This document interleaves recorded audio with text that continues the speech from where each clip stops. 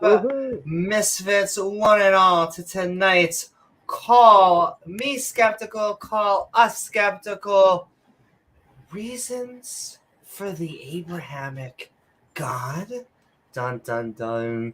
That's right, where we are opening up the internet phone lines to ask the question, does anyone out there have good reasons to believe in the Abrahamic God? Yeah, that's the real thing. Good reasons. Good reasons, yes, because anyone can tell us, Oh, James, he's true because he's true. And the reason for that is because he's true. So exactly. And you know he's true because you know he's true because in your heart you know that he's true. I had a dream once and Jesus tickled my balls, and so now I know that he is my Lord and Savior. Did he do it with a honey spoon specifically? Indeed he did. So won't you join James? Won't you join James W. and myself, Ab Newman, for a good time as we, look for reasons for the Desert Trilogy. Dun, dun, dun, dun. Oh, that's Ark of the Covenant. Indiana Jones. Dun, dun, dun, dun. I'm not sure what the theme song for the Desert Trilogy would be.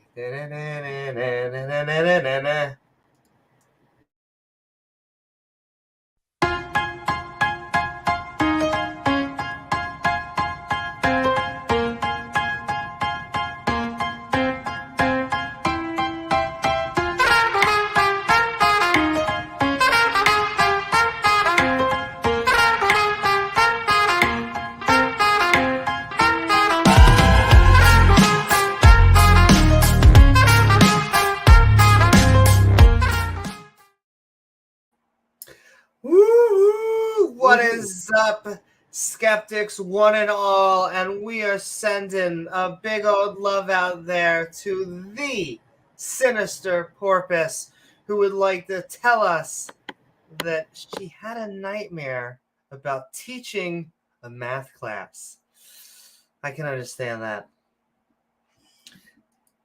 Now you're going to have to tell us, though, what happened in that. Was everyone upside down and on the... But sending love to the sinister porpoise. I had a real-life experience. I had to get a tooth filling replaced. I've actually had a root canal. I have not had any nightmares about teaching a math class. I've had very interesting math class experiences. But as long as everybody is learning, that's the true benefit. Now, I was teaching a math class. That was scary enough. Sending so much love. In fact, thank you for the love and support, Sinister, and everyone in chat and sending love in the skeptic and ranting community. We are calling us skeptical tonight on reasons for the Abrahamic God. We're going to do... We always say this on these shows, we have to. The fast shout outs to our Patreons and channel members. And then we're going to be opening up the internet phone lines. So, yes, if you're feeling fancy, please don't forget to like on the YouTubes. Follow on twitch.tv/Amy Newman Skeptic. Or subscribe at youtube.com/Amy Newman, which is what is up, all of you in chat, because if you set that bell icon to all, you get reminders to see our premieres or join our live streams. Like, what is up, Captive Desk? What is up, the Sinister Porpoise and Hill Hugger and Sunflower and Sage Ohio and April Cox and James Wolfe? Woohoo! And everyone out there, purple rhymes with orange, everyone in the Shadowsphere, please feel free to tag your comments, questions, all the fun at James W. or Amy Newman, or if you want to see your question on screen and all of it's amazing supporting us and loving you, then please feel free to send in super chats. We have channel membership right down there, which is growing and evolving, because when you join our channel membership, your badges just naturally evolve. It's kind of crazy. Into what? Well, glad you asked, James. It starts as just minor technological advancements like a test tube, but you slowly graduate. I've seen lovely microscopes out there, the first few computers, and eventually, James, eventually we will have our first spaceship. Many spaceships, maybe. Maybe sooner That's rather right, than baby. later. So sending love to our channel members who are also linked in the description. And you can also join them by hitting that join button or heading to that Patreon, as you hear me clickety-clack, at patreon.com/Amy Newman. There it is in all its URL glory. Glory hole. Yes, unified reference link. I'm trying to, because the great thing is I've been talking about the difference between, you can have really any type of tags on the internet, but that specific tag, that's sending you to a web page. It's fantastic. Because you could have an email. You could be using FTP, which is just fancy for how you put files on servers. You could be using an email, or you could be using a URL. Most people know what a URL is because we just surf the World Wide Web these days. I just can't help it. Writing lots of PowerPoints lately. However, we are a skeptic channel, including the two schmucks you see before you. However, Call Me Skeptical is specifically looking for views that don't agree with our own. So if you fit the bill, then the link to join the show will soon head into chat and on screen. We also love people who do agree with us, atheists, skeptics, science-minded people. Right, exactly. I honestly, and 4.5 billion year old. We call it old Earth because to us it's old, but 4 to 6 to 10,000 years is ridiculous, and 4.5 billion is just, once again, old to us because of how small and tiny we are. But the universe is going to go on for a long, long time. Trillions of years. Trillions of years. A Google ton. Though, if you think the world is 6,000 years old, that evolution is a hoax, or that the world is flat, well then, OG Willigers, you should speak to us right away. Those are pretty crazy. Yeah. Once again, on equal footing, too. Like those people who think Pepsi is better than Coke or Popeyes is better than KFC. Just absolute craziness. Listen, fried chicken is fried chicken to me. As long as you are putting a deeply, I was going to say trans fat. Can we say? I don't know if they use trans fat. No, I'm trying. They probably would. I was trying to just extra hydrogenate that oil for you. Yes. That is basically how I'm sure they make the double crispy. Anyway, most likely. Tonight's housekeeping is sponsored by our Patreons, our supporters, by all of these lovely people, including Dale Pastel. Woo! Thank you, Dale. We're just looking for empirical evidence. Chris Disciple. What is up, Chris? Yes, we do have Christians, Muslims, Jews, all sorts of religious people. However, you have to have doubt. That's the one thing. As long as it's the people who have 100% certainty in anything that start to scare me. Anyway, James Wolfe, we saw James Wolfe. He was the first person. He was sitting there with, we love you, you're awesome. Now we're just holding that up. Woohoo! Because we also have the moon. The separation of church and state, sending love to Senator Cato.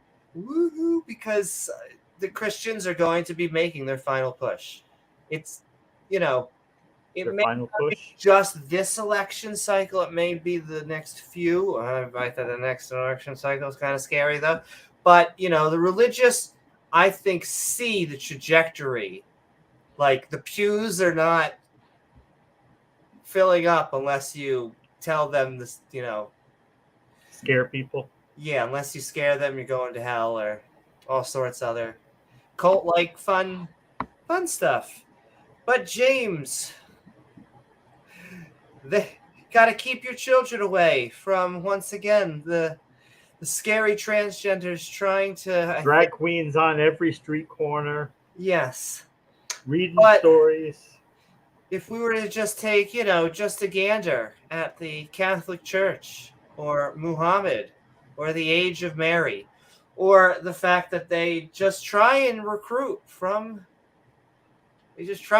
kids. See, the funny thing is they view that type of recruitment. They're like, of course. They're like, well, what do you want? Yeah, do you not want to teach your kids the truth or our religion? Are we supposed to not teach our kids our religious beliefs until they're 18 years old?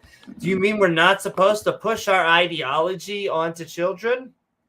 Anyway, I got to get out to a We Hate This rally because I think they're trying to push all this shit on our children.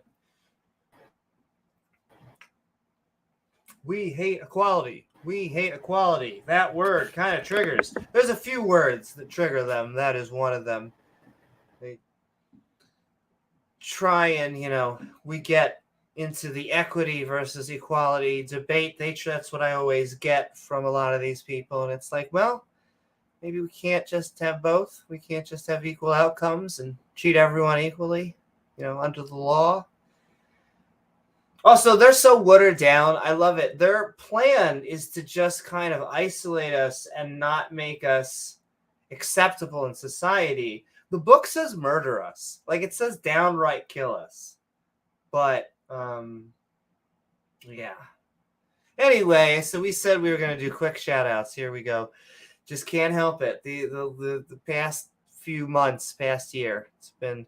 Sending love to Rachel Holen, the one, the only, the amazing, reminding you that don't take slaves from the nations around you. Instead, just grab a femboy, or whatever type of boy or girl you're into, and, Rachel. Have them consent and have a good old time with some fuzzy cups. Around you? Yes, you could go to the nations around you and, find a partner, even a kinky partner, but they should be consenting. Like, if you're just pillaging towns and it's like, well, we took them as sex slaves, but we could have killed them. Oh, bless your heart.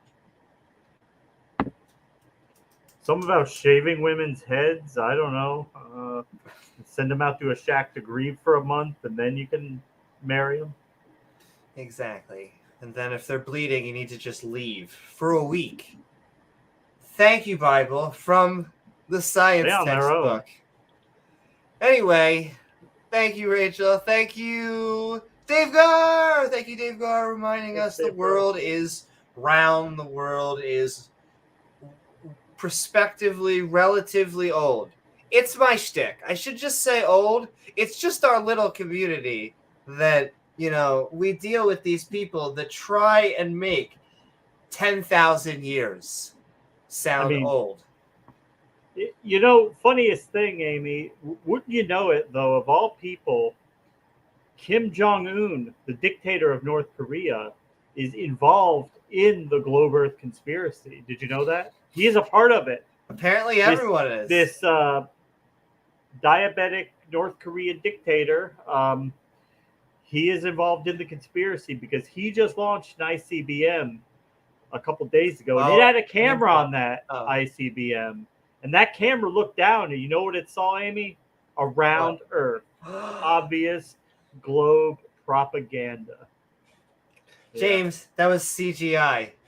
And why do people Obvious say North I Korean CGI. I love you all. I see pseudonym. I see you, P Town. I see lots of theists joining. You're I don't know. You're not deleted, maybe, unless it's the Matrix and they are coming to get you. In which case, you should run. Anyway, davegar, world is round. It really is, and we're old. 4.5 billion. Once again, life formed relatively fast. Emily, speaking of which, of the LGBTQ, we triggered the out of them.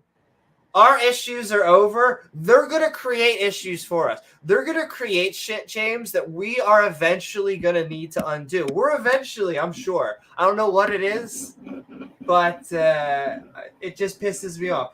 What's the next letter going to be? It's going to be really irritated. I guess intersect's already there. But is it ever going to stop? And the answer is no, it's not. And get over it. Get over it. The sooner you accept that and just get over it, then the happier you're going to be. Don't worry about it. Don't fight it.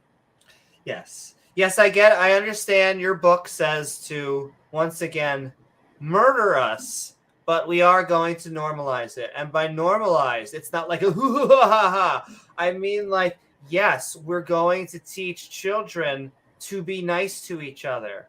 Like, that's... Have you ever seen a Disney or Pixar movie? Do you not understand, like, half the messages that...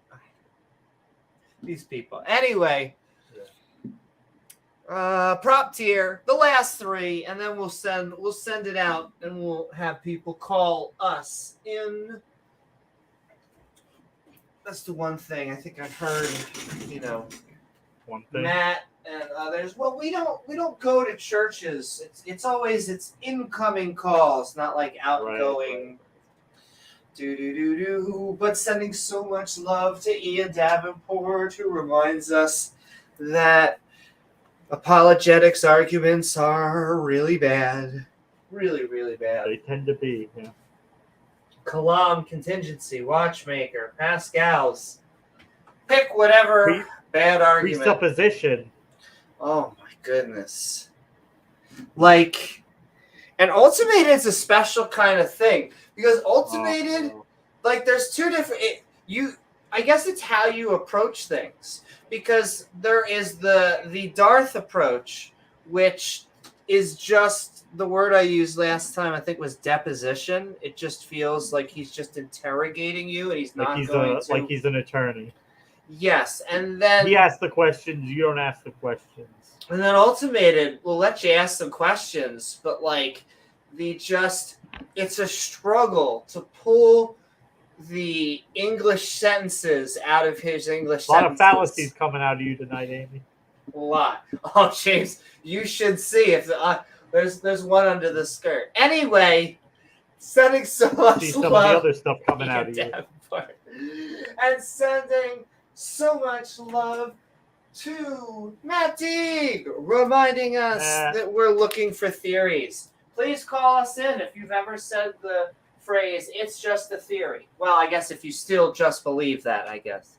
Because if you just think it's a theory, you should just take a science class, and that'll be the end of me just saying the word just. But thank you so much, Matt. Germ theory of disease. They seem to be pretty recalcitrant. They not much seems to penetrate their James, I might have something. I'm sure you can think of something. That'll at least widen their horizon. But the germ theory of disease, the theory of gravity, and the theory of evolution. These are all theories. All theories. Anyway, last but certainly not least, we have a skeptic Bible study. We get very thespian. Thou shalt shove a sword up basically every nation's butthole that doesn't praise thy Lord. And we also are due for one. We're knee deep in Joshua, and We're super due for one. We're super duper, yeah. And so we're almost at our 100th, though. Slowly but surely getting towards our 100th. And so thank you, everyone, all of our supporters, our subscribers, our viewers. Woohoo! What's up, Ian? Hashtag love and pride, baby. And what is up, Sven and everybody? And all right, and Karavaka, and yeah, I guess we are talking. We are in fact calling a skeptical on reasons for the Abrahamic God, and with that, I'm putting Preferably it into the stream. I was on Dr. Chris's channel today, watching a little bit. He was doing a pre-debate episode with Dr. Dino. Spelled a little differently. He's going to be debating Kent next week, I believe. That will be a really good debate. If it's somebody Dr. Chris is getting prepped, getting ready, then he obviously knows what he's talking about. If you guys saw the Dr. Chris Ken Hogan debate, if you didn't see it, watch it. It was one to remember. But also, come call us at the StreamYard link on screen or in chat. I'll even say it, StreamYard.com/Y79P265WYP. There is no better content out there than reading a randomly generated URL link. Yeah, Dr. Dan's he's a really nice guy. He's been on the channel a few times. He's really smart. He's a biologist, I believe, an evolutionary biologist. And he just knows the amount of knowledge that guy has on the topic is amazing. He's gone toe to toe with Standing for Truth a few times, and those were interesting exchanges, to say the least. And there's not many on the creationist side with academics in the specific fields that they are criticizing. Because I want to tread very lightly with the when I say this, but Sal comes to mind. He has a biology degree, but he's like, yes, I believe he is a biologist, and I believe he even is a I would have to verify the actual. I thought he was more of like the engineering field, but I'd have to double check. No, I'm pretty sure he's yeah, now I'm gonna have to double check, but I'm pretty sure. But I can't think of it. There's Behe, but Behe doesn't really do YouTube rounds. And I mean, these people who work for the creationist think tanks and just collect the check from them, yeah. Jan, it's hard. Who is that one? The Guts of Gibbons always picking apart several of them. Sunflower says you have a bachelor's in biochemistry, and are you against? I guess I would say, are you out there saying that evolution is wrong? I don't think he says that. I've never heard him say that before. I don't think that's your shtick. I hate to say shtick. Everyone's got shticks. We have shticks.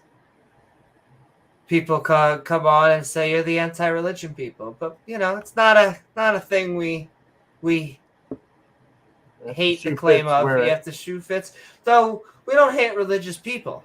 I'll keep on saying that. Because when you're an atheist, I think that you just view religious people as other people. You don't the boxes start to come down, even though we have to, keep the labels for the sake of the debate. You should start another religion. I don't know, Purple, though. There are some pretty creative writers over there. I think Rachel made a joke like that to me once, and I'm like, I'm not Elron. I'll let him take that unholy mantle. Bullshit artist. I don't think evolution. There's nothing wrong with being a fiction writer. There's nothing wrong with that. It's just when you try to say that it's real, that's when. Sure. Well, I You won't find a practitioner and a seller of mythic structure more than this gal right here. I think that mythic structure is highly useful. I could give it to you backwards, upside down, and with my eyes closed. I watch every Yeah, movie. we know you can do all that. But, and I think it's very valuable, but the literal interpretations is where it becomes a horror show. Because it's like watching a movie. And we let all these, like we let the superhero sometimes, lots of dead people just fly off all to the side and we just let it go by because it's a movie and they don't actually have mothers and fathers. They talk science, and sometimes what they say makes sense. Some of the times it's absolutely just pulled it out of nowhere. But it's a movie. But yeah, but there's no like Marvel building foundation fraud, like where they have to get into can they put the tower that Tony Stark owns in New York. I don't know, lots of random mundane stuff. Yeah, that's true. Hubbard, he was just as believable as Joseph Smith. Yeah, well, the newer religions, I think, are easier for people outside, at least, to see their cult connections. It's easier to debunk. Now, like when I talk to some of these Mormons, what impresses me, I hate to say this will be extremely offensive to a Mormon, but is how normal some of them come out as human beings. Like you talk with them and you just know that Joseph Smith was this just absolute amazing prophet. Yeah. He was a con man, a convicted like the one you talked to on Discord. Yeah, like he had the type of, he tried to tell people he could find water by just holding a stick. He was a dowser. All right, just get down there about 50 feet. You'll hit it. You'll hit the water. It's about 50 feet down. Listen, I got to run. I got to go. Thanks for paying me. I'll see you next time. You're going to love the water. It's going to be the best water you ever found. Bye. He used a hat to tell people, how do you say seer stones? And this fucking hat with a straight face. Like, how do you say that? And yet this gentleman did when he came onto our stream.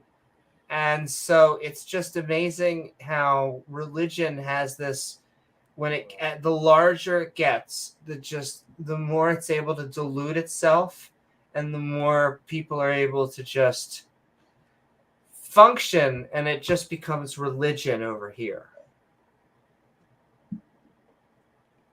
I don't know. It's just very interesting because it's Mormonism and Scientology. They show all of the trappings, but if you read some of the things in the Bible, in the Torah, in the Gospel, and the Quran, there's some crazy shit there too. I think a lot of the chapters people just don't read.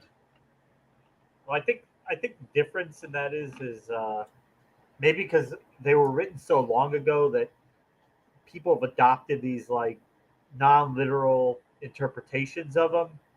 But you can't really do that with Joseph. You can't say, "Oh, the stones were metaphorical," and that the hat was just it wasn't a real hat; it was an allusion to something else. And I mean, these are obviously written as narratives, not poetically or not. They're writing it as if this is an actual event that took place. But sometimes with the Bible, the language it uses is very poetic and vague and flowery. And he was also. It happened it's not literal. Mormonism was created, I believe, within 200 years, and like he writes the English as if it's from like 1,000 years ago. Like he writes it like it's either shit. He tries to hit Abraham, and I think he does like a mix between like really old and medieval, like almost Shakespearean, to where I guess if you don't know anything about it, it just we just go, well, it sounds old, you know. I mean, it's formed Egyptian. What do you want, Amy? It's gonna sound old. Formed Egyptian, not a real language. Well, I mean, is Klingon a real language? Well, and that's what, and that's what happens. Then they start saying that stuff. Like they say, well, what is real? And all it's like, well, as in there weren't Egyptians who spoke this. That's what we mean, very specifically. As in, yes. There weren't anybody who spoke it. Hit the wrong button. Sending so much stuff. And yeah, they seem like nice people. The guy who came on here seemed... That's what kills me, though, is he seemed like a very nice, well put together person. So how does a nice, well put together intelligent people, exactly, capable of reasoning and putting out sound ideas? So how does someone like that believe a fucking hat can predict the future? Gullibility, credulity. What's up, James Wolfe? What's up, Moraine? And everybody that's hanging with us, keep saying hi to us. We'll say hi to you, Christopher Custon. Yes, they seem happy-go-lucky. However, I haven't made up this insult myself. I've been often told they may be happy because if you are a gullible group of people, you are going to be naturally selected. Yeah. Oh, you ever run into them, Amy? They're like 19 years old, yeah, and they have the name tag on that says elder. I had in my other apartment, we had with Sam, we had, I don't know if I was ready for it. I don't know why we were so prepared, but we knew. I think it was because they asked us to like come back, and we're like, yes, we'll come back on this date. And they invited them in, and I sat them down, and I had like the debate, like I had the sheet of paper here and the pencil and the let's have a conversation side by side. And it was I think because it was a friendly back and forth, it was still a little bit too much that they were. Were they not ready for it? Yeah, well, I think they're mostly looking for nice people who are either going to accept it or not say anything and never talk to them again. However, in this instance, it was not like I had questions. In James, some people could say asks a lot of questions, asks a lot of questions. In my own joke, the right tranny. That's right, baby. That's gonna. I'm just so eventually, James, and I'll keep on sending it out. We are talking, calling us skeptical, reasons for the Abrahamic God, or it'll be an hour and a half. I don't know why I got really Midwest in there for a second. An hour and a half of James and I just ranting, which is also good. We like this is cathartic. I was this close. I've went to an open mic twice in the past 2 weeks, but I had to get the process going. So hopefully, maybe not in a week or two, because it's going to be raw, baby. And I like to do bits a few times and really collect the good stuff and then hand it to you. But I'm going back on stage.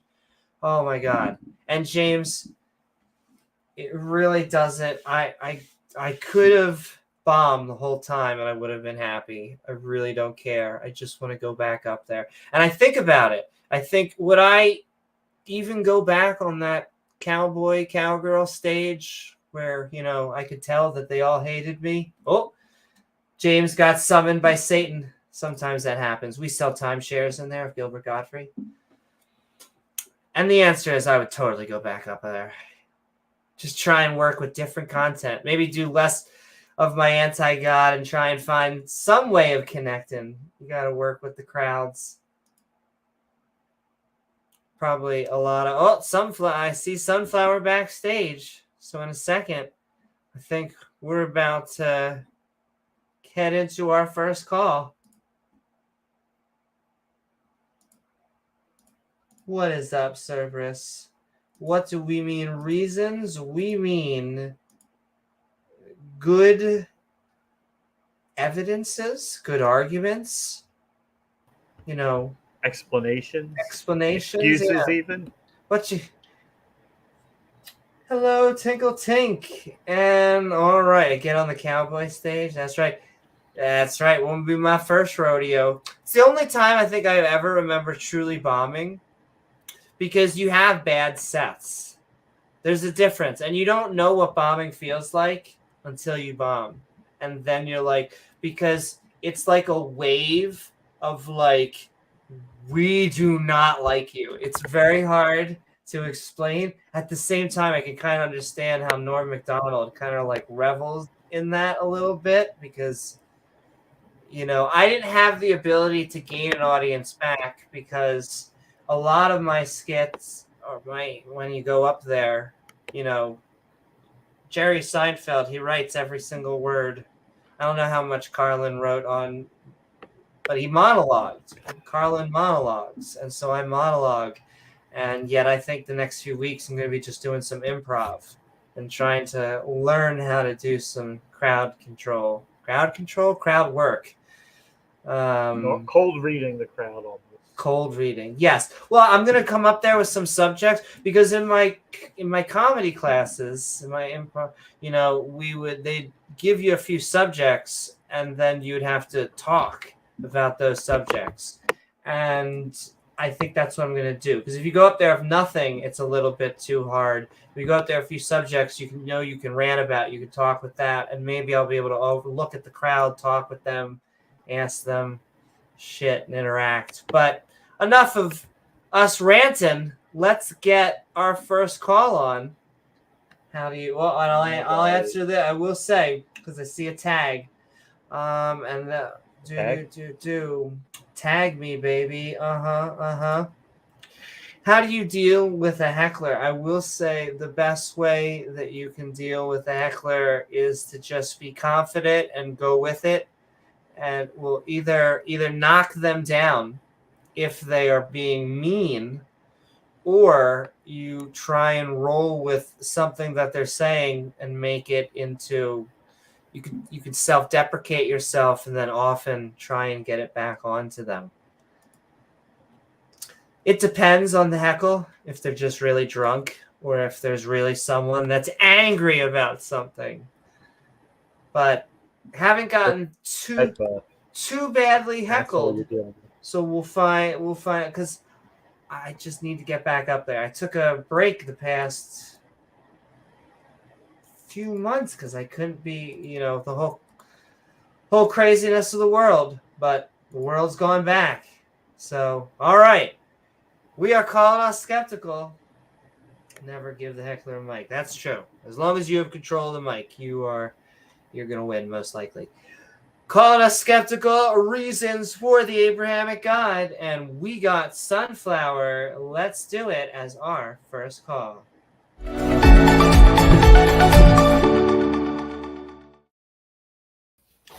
Woo! What is up, Sunflower? Hey, Hope you're having a nice night.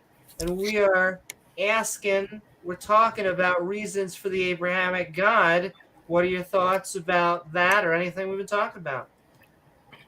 Hey, what's up, Amy and James? Thanks for letting me on. Wait, really quick. I have to point this out. Like, I see. You guys ever realize that when some people will post or spam like 5 emojis in a row, like instead of just, why don't they just send the emoji once? Like, I feel like sending like 5 emojis in a row, like that's not a valid form of emphasis. Like that just makes me think that there's 5 people laughing at my dick pic instead of just one. It's like as in like the same emoji over and over, not like just 5 emojis in one line, but you just mean the same thing, like 5 in one line. Yeah. Oh. Anyway, that was my attempt at a stand-up that I wrote. That was sorry if that was a little caught you off guard there. No, that's fine. I like it. Definitely want to do. I want to do more stand up. That is, I have been craving it. But I watched the show last night. That was good.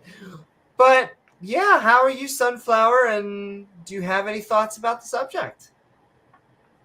Yeah, I'm doing pretty good.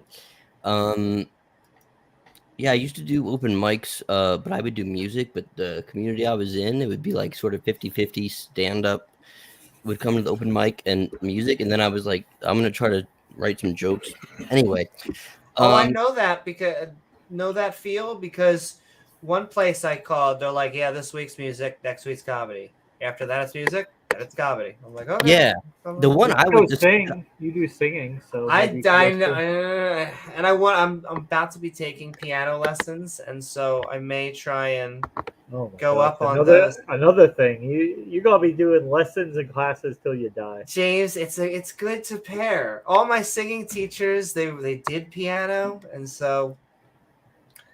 But yes, anyway. Yeah, I tell everyone that they should. Well, I don't say they should, but I tell everyone that like music is the best like pursuit. Like I think it's gonna make everyone's life better. But anyway, that's beside whatever. Sure. Yeah. You know what? I just feel like I'm trying to be a bit more good faith and respectful interlocutor. But yeah, I mean, I guess just so it's not a boring conversation. I guess I'll stir something up. I guess. I actually think, and feel free to come at me with this, but I still feel like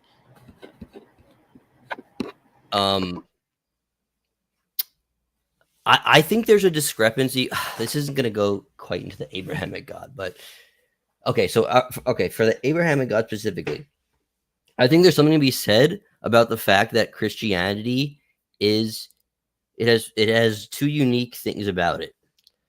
The first, and I'm going to say these two things are totally unique to Christianity, and no other religion has either of them, and Christianity has both.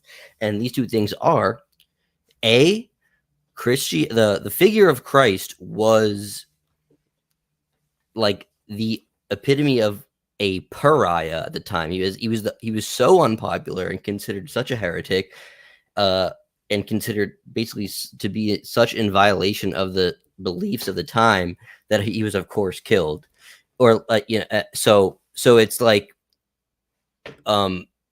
it wasn't like he was a figure. He wasn't a hero in his own lore, right? He wasn't heroic or a like someone that everyone revered and respected and loved during his life. He was the opposite.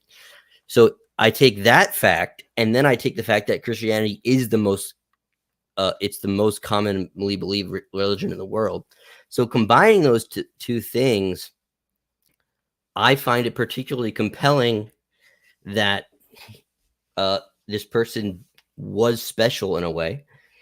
And I think the critiques of other religions don't have that going for them. So for example, let's say Islam, well, Muhammad wasn't crucified and killed at all. He basically like lifted his community sort of kind of like out of like a not exactly like they weren't doing great, and he kind of like helped them. They liked him, right? They didn't kill him. Or same with I believe same with the Buddha. I can't so any other religion, I can't think of their central figure being so hated and being so counter to the paradigm at the time that they were basically tortured and killed. And then of course the opposite of that is that not only did that happen, but then it was so compelling that it became the number one religion, as in it stood the test of time. It wasn't, people didn't figure out like, yeah, whatever, this guy was hated, but like we figured out it was all bogus. It's like, well, now it is the number one, so it's working for a lot of people. So yeah. Well, let me parse this out in a few ways. The first, I think, is the easiest, is the most common. I think that is a bad pillar to stand on, because that means hypothetically, if Islam becomes the most common, then you would at least have to grant that to Islam, right? Or insert any religion. Yeah, but the reason that I think it's unique here is that you can if you're attacking Islam, you can say it was pushed on people in a way where it was like popular and then sort of like pushed from the top down, whereas Christianity is unique in which it was the exact opposite. The top down, the rule was kill that guy, like kill him, like yeah. That's how Christianity was generally passed as well. There were two options that's for the Christian. Christianity. That's what I'm talking about. Christianity here was okay. Yeah, but in like other religions, it's like they sort of the central figure kind of became a local hero to the people, and Steven, then they're we're skipping. I want to get to that point because I don't see how it attaches. But I mean that's fine. It's all a smorgasbord in a belief system. But like most common to me is not a good pillar, because I think that's just argument ad populum. It's popular, therefore. And I think that could just be changed back and forth. And one day, the most popular may just have 1,000 people. I also, and so let's move from that. I think that would be my argument for that, unless James has something to say on that. But Muhammad being well liked. I can come back to it. Okay. It's just a weird way to say that should be our bar. Like that your word was pariah, that Jesus was a pariah, and that Muhammad, like he had a sitcom called Everyone Loves Muhammad. But I don't think that makes it more or less true.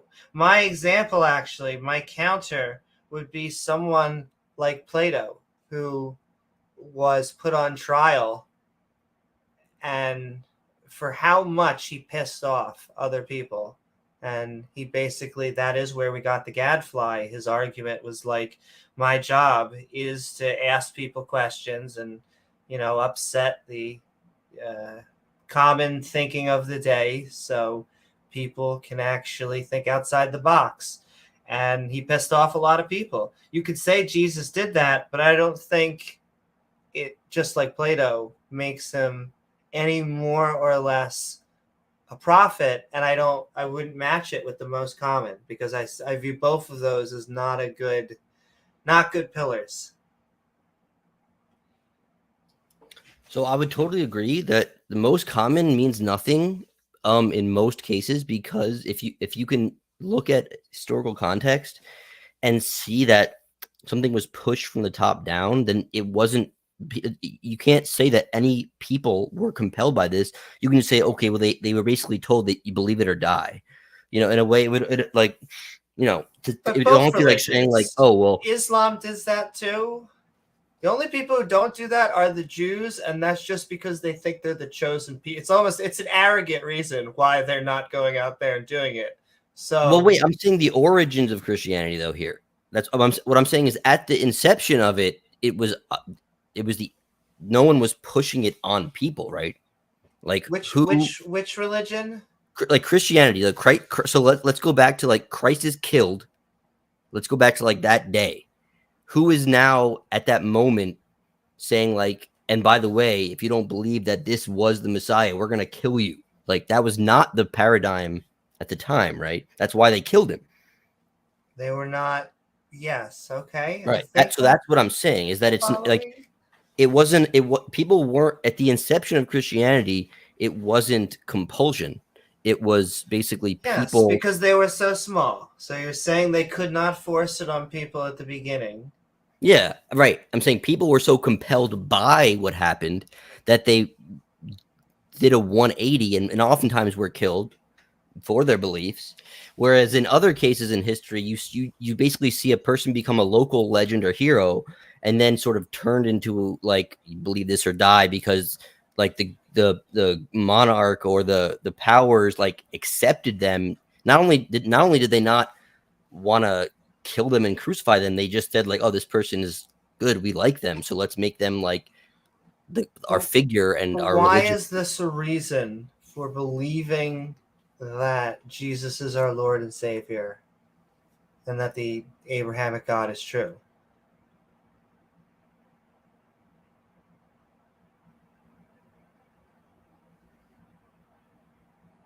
Did I cut out?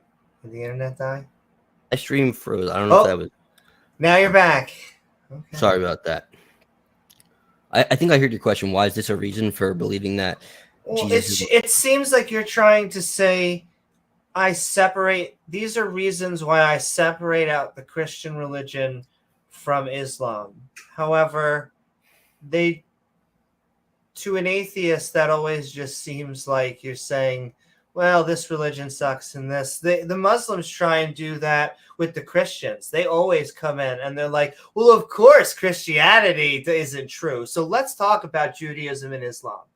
Like, that is their shtick half the time. And so I don't want why Christianity? I guess just to bring it back full circle, is there like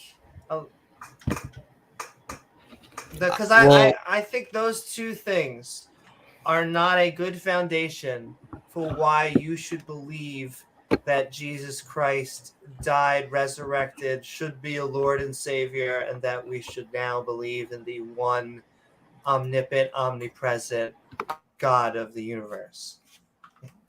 All that. Right. So to be fair, I think the only reason I'm even bringing up the common thing is the other qualifying thing. So I think I agree with you. It is completely useless. It is absolutely useless to say something is the most common and therefore it has any merit. But the reason I'm bringing it up in this specific case is that in particular case of Christianity is that it was not a top-down thing. It was not pushed from the top down. Well, you're saying it's organic, but even if that were true, grassroots, if you will. But that to me sounds like a good thing you want to put on a marketing campaign, but it doesn't seem to me why it would validate why it's true. Well, so let me just add while we're on that topic. And I'll be right back. So, I mean, Jesus wasn't universally looked at as a pariah. He was kind of like a man of the people, a folk hero, if you will. His enemy wasn't the common people. It was the aristocracy. Wait, James, you think he was fake, though, right? Just to be clear, you're a mythicist. Sorry? I'm a mythicist. I'm talking specifically about the story. So you don't even think he existed. I don't think he did, but even if he did, okay. For the sake of argument, I'm assuming he did exist. So his enemy was like the aristocracy, the Pharisees, the Sadducees. Those were the people who he really conflicted with. And the story, it's a very compelling, well-written story. And I think that's one of the reasons it became so popular. This suffering servant, it's like you ever read, most people do in high school, like The Count of Monte Cristo, Alexandre Dumas. A wonderful story about this guy. He loves this woman. He gets thrown in prison for nothing. And, he comes out on top at the end. He escapes prison. He gets the girl. And it's just an extremely compelling story. And so initially, it started off being something to somewhat of a pariah, especially to the, the upper echelon of Jewish society. But it did, for that reason, become more of a populist thing. It became more popular until it was co-opted by the Emperor Constantine. Once he realized like the way the winds were blowing and said, I can fight this or I can just join it. And politically, whether you think he converted based on a true belief that he really, really believed it, and that's why he converted, you can debate that. I guess you can never really know what was in somebody's heart, but certainly the political implications of that were definitely something that at least had to be considered, that this is just, there's no way to stop this. I might as well, if you can't beat them, join them. And therefore, I don't think anybody can really say, you can never really say that Christianity in particular hasn't played a huge, if not paramount, role in the shaping of Western society. It clearly has. Clearly.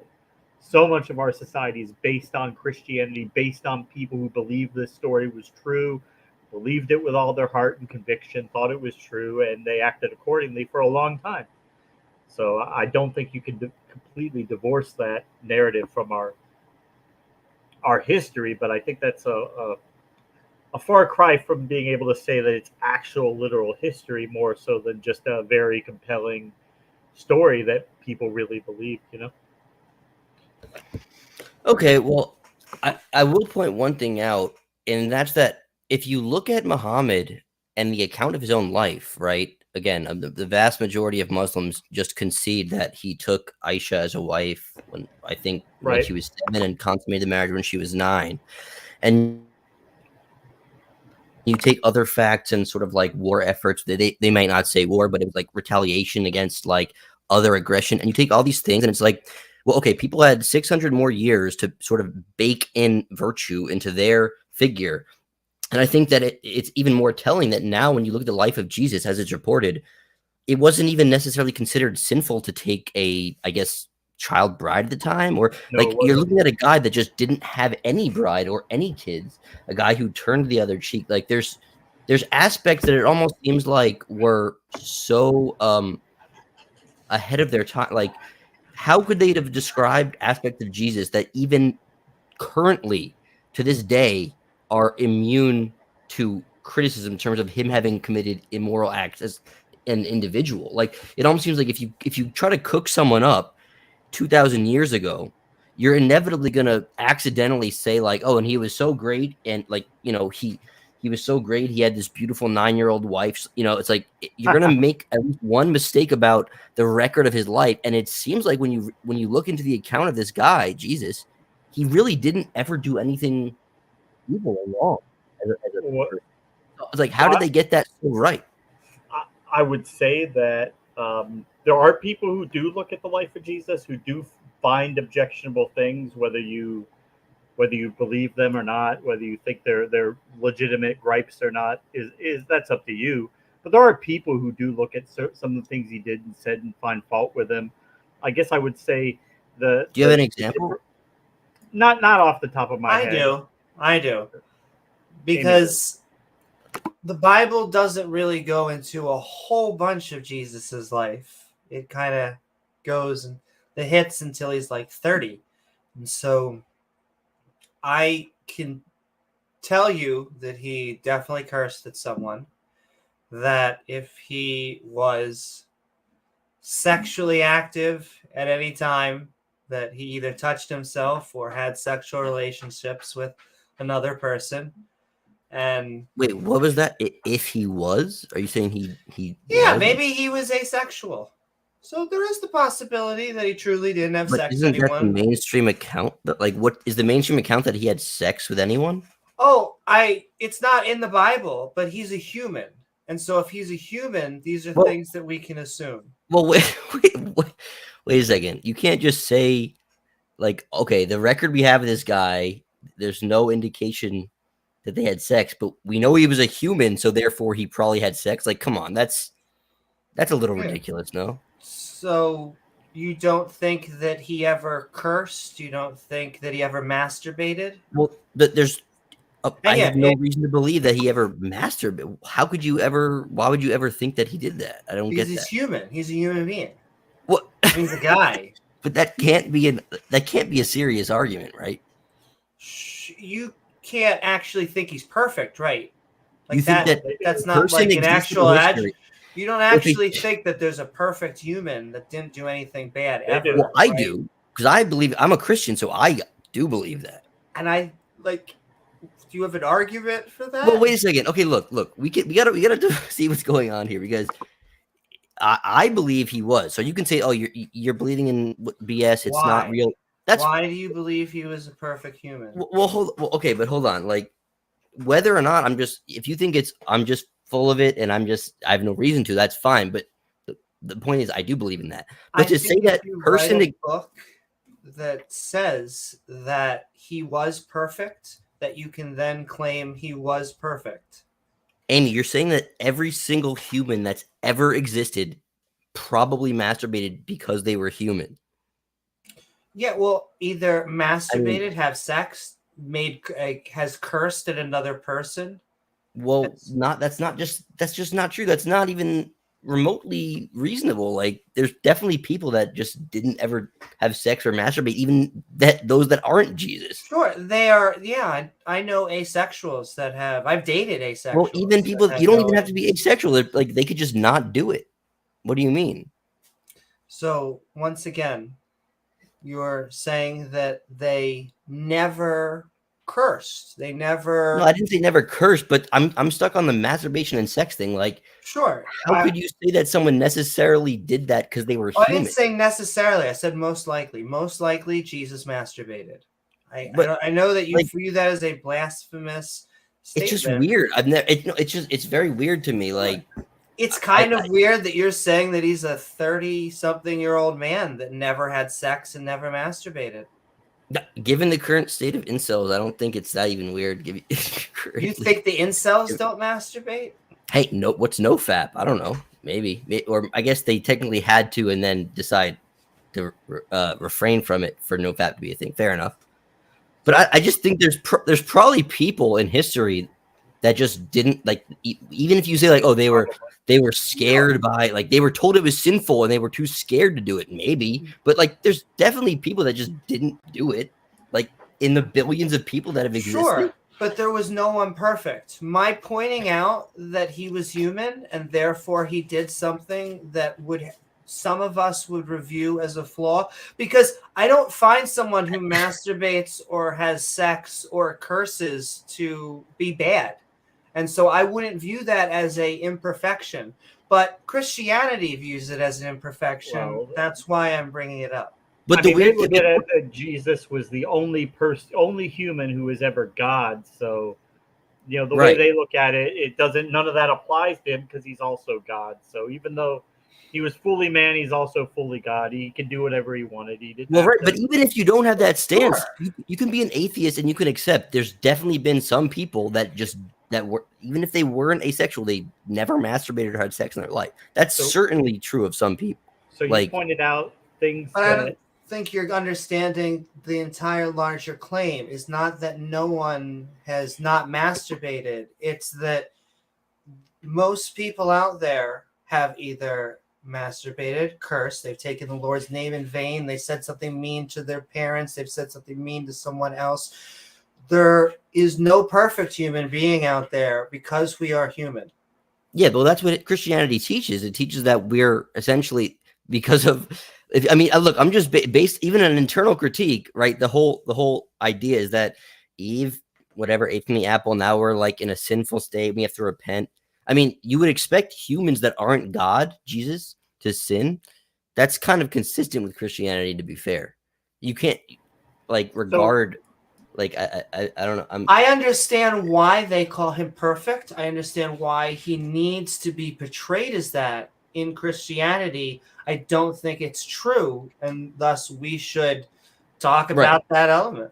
And that's why I think the interesting thing is that when you see Muhammad, who was cooked up hundreds of years later, they didn't seem to have these same instincts of, let's depict a guy who was never masturbated or had sex. Like, it almost seems like right. they didn't make it up because it didn't even occur to them that those things were even bad for their sort of prophet or central figure to have done. It's almost like they thought this, okay, that's great. And it's like, so if 600 years later, it didn't even occur to them that these would be characteristics you want to obscure or lie about, it almost seems like maybe they were just being accurate about Jesus and he actually was this person who lived a sinless life. Perfect. Well, it seems like I believe he lived a sinless life. That's what even historically seen. I'm compelled by that. You might not be. That's fine.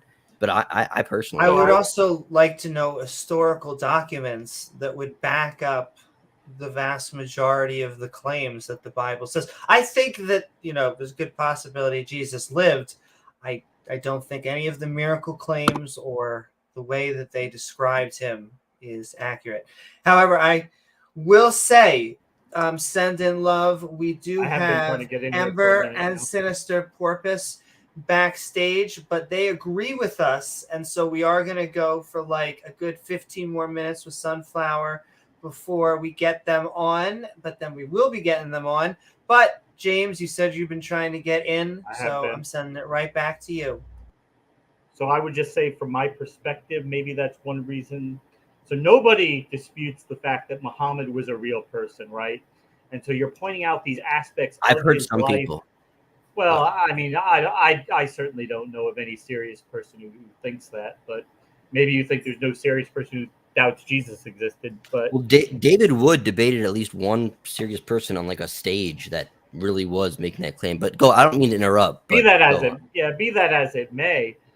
So it seems pretty clear that Muhammad was a person, and so you're able to find things about his life that we today that may not have been objectionable back then, but that we would object to today. And I think that kind of is going to apply to almost everybody. So if anything, I would say that is indicative that he was a real person. Now, then Jesus, there's nothing you can find in his life that even today most people would find objectionable. It just seems like this wasn't a real dude. This is an archetypal perfect human that actually never existed, because you can't find anything, because he never went through those trials, he never went through those struggles, he never was tempted, because he's a literary device. He's a contrived hero for first century Jews that were looking for that kind of hero figure. Okay, fair point. Good point. Yeah, I don't have a whole lot to add to that. And I was gonna say, like, if you want to let whoever the guests are in now, I think I kind of made most of my points. I'm glad to stick around with you guys. I enjoy talking to you guys. Maybe Ember wants to add to it. I don't know. But I know you're doing me a favor by allotting me that extra 15 minutes to someone who disagrees. But I don't really have a whole lot more that I feel like I need to say. So if you do want to let anyone else in, that's fine with me. But it's up to you. Yeah. It's all good. And I just want to reiterate, I'm not trying to just do it for shock value. I think that I really just want to, because I think some of the blasphemous things that I do to Christians, Muslims, Jews, they think you're just doing that to be contrarian. And I think that certain aspects that are considered sacred, it's hard not to push back on them without bringing up stuff, because it's part of the subject. Because technically, I think James and I would agree, and once again, this is an opinion. This is just very much an opinion. But if Mary were to have a baby, it's got to happen through very specifically one way, unless a stork, magic, which yes. But that's the route that they adopt. That's the explanation they adopt, is magic, and it kind of gets into the realm of unfalsifiability. It's just something you can't falsify. And when we bring this to Christians, sometimes they say, "How dare you? How dare you even say that Mary Magdalene would cheat on her husband?" However, when we put it up against the creator of the universe creating a child with a human and a woman, seeing a guy that she thinks is cuter than her husband, it's like the Catholics even say that she remained a virgin for her entire life. She never consummated the marriage with Joseph, that she was always a virgin. But I want to give you a final, because once again, we're just going to keep being blasphemous. That's probably the heart of the channel. But we've been calling us skeptical on reasons for the Abrahamic God. It's been fun having you on, Sunflower. It's a good conversation. Is there anything, even if to say goodbye, that you would like to finish saying? Oh no, I wasn't saying I was gonna leave. I'm just saying that like you can let them in too. But no, honestly, in response to that, I don't have much to say.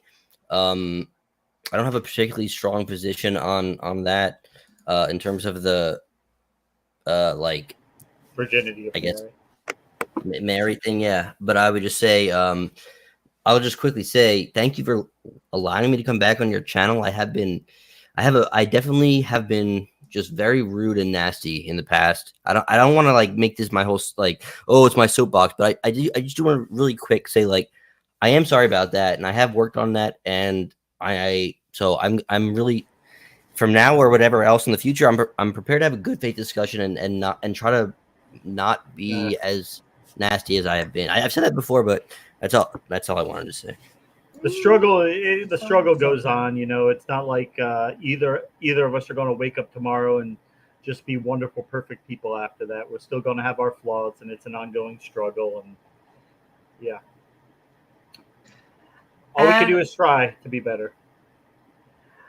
And all right, I think we're going to figure out, because this is actually, it's generally a one-on-one. I know you're the theist. We sometimes have people that want to talk with the theists that are on this. I know that the Sinister Porpoise wants to just correct something possibly, but maybe we'll bring in Ember, and then maybe when Ember is done, unless Sinister has something to say to Sunflower, we'll clear house, we'll bring her on, and then we'll see if anyone else wants to, and if not, that will be the show. What's up, Subaru? You said send love. It's just something. Yeah, exactly. And all right, let's get in Ember as we keep on calling us skeptical on reasons for the Abrahamic God. Shwoo.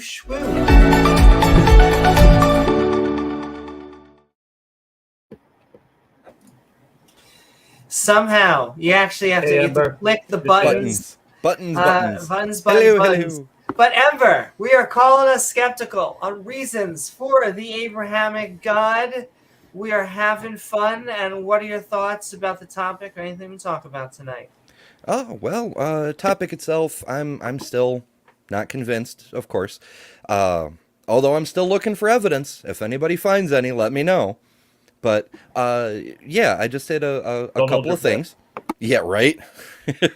First, I want to say, Sunflower, I saw your conversation with Mark Reid, and I, for one, have noticed a difference. You're definitely comporting yourself in a much more friendly manner. We notice, we appreciate it. Very, I mean, we're all constantly getting better. It's not like any of us are better than you or anything. Trying to, anyway. Yeah. And Thank you. It's good I have stuff. a lot more work to do than you guys. You've been very gracious, but I do appreciate that. Thank you. Yeah.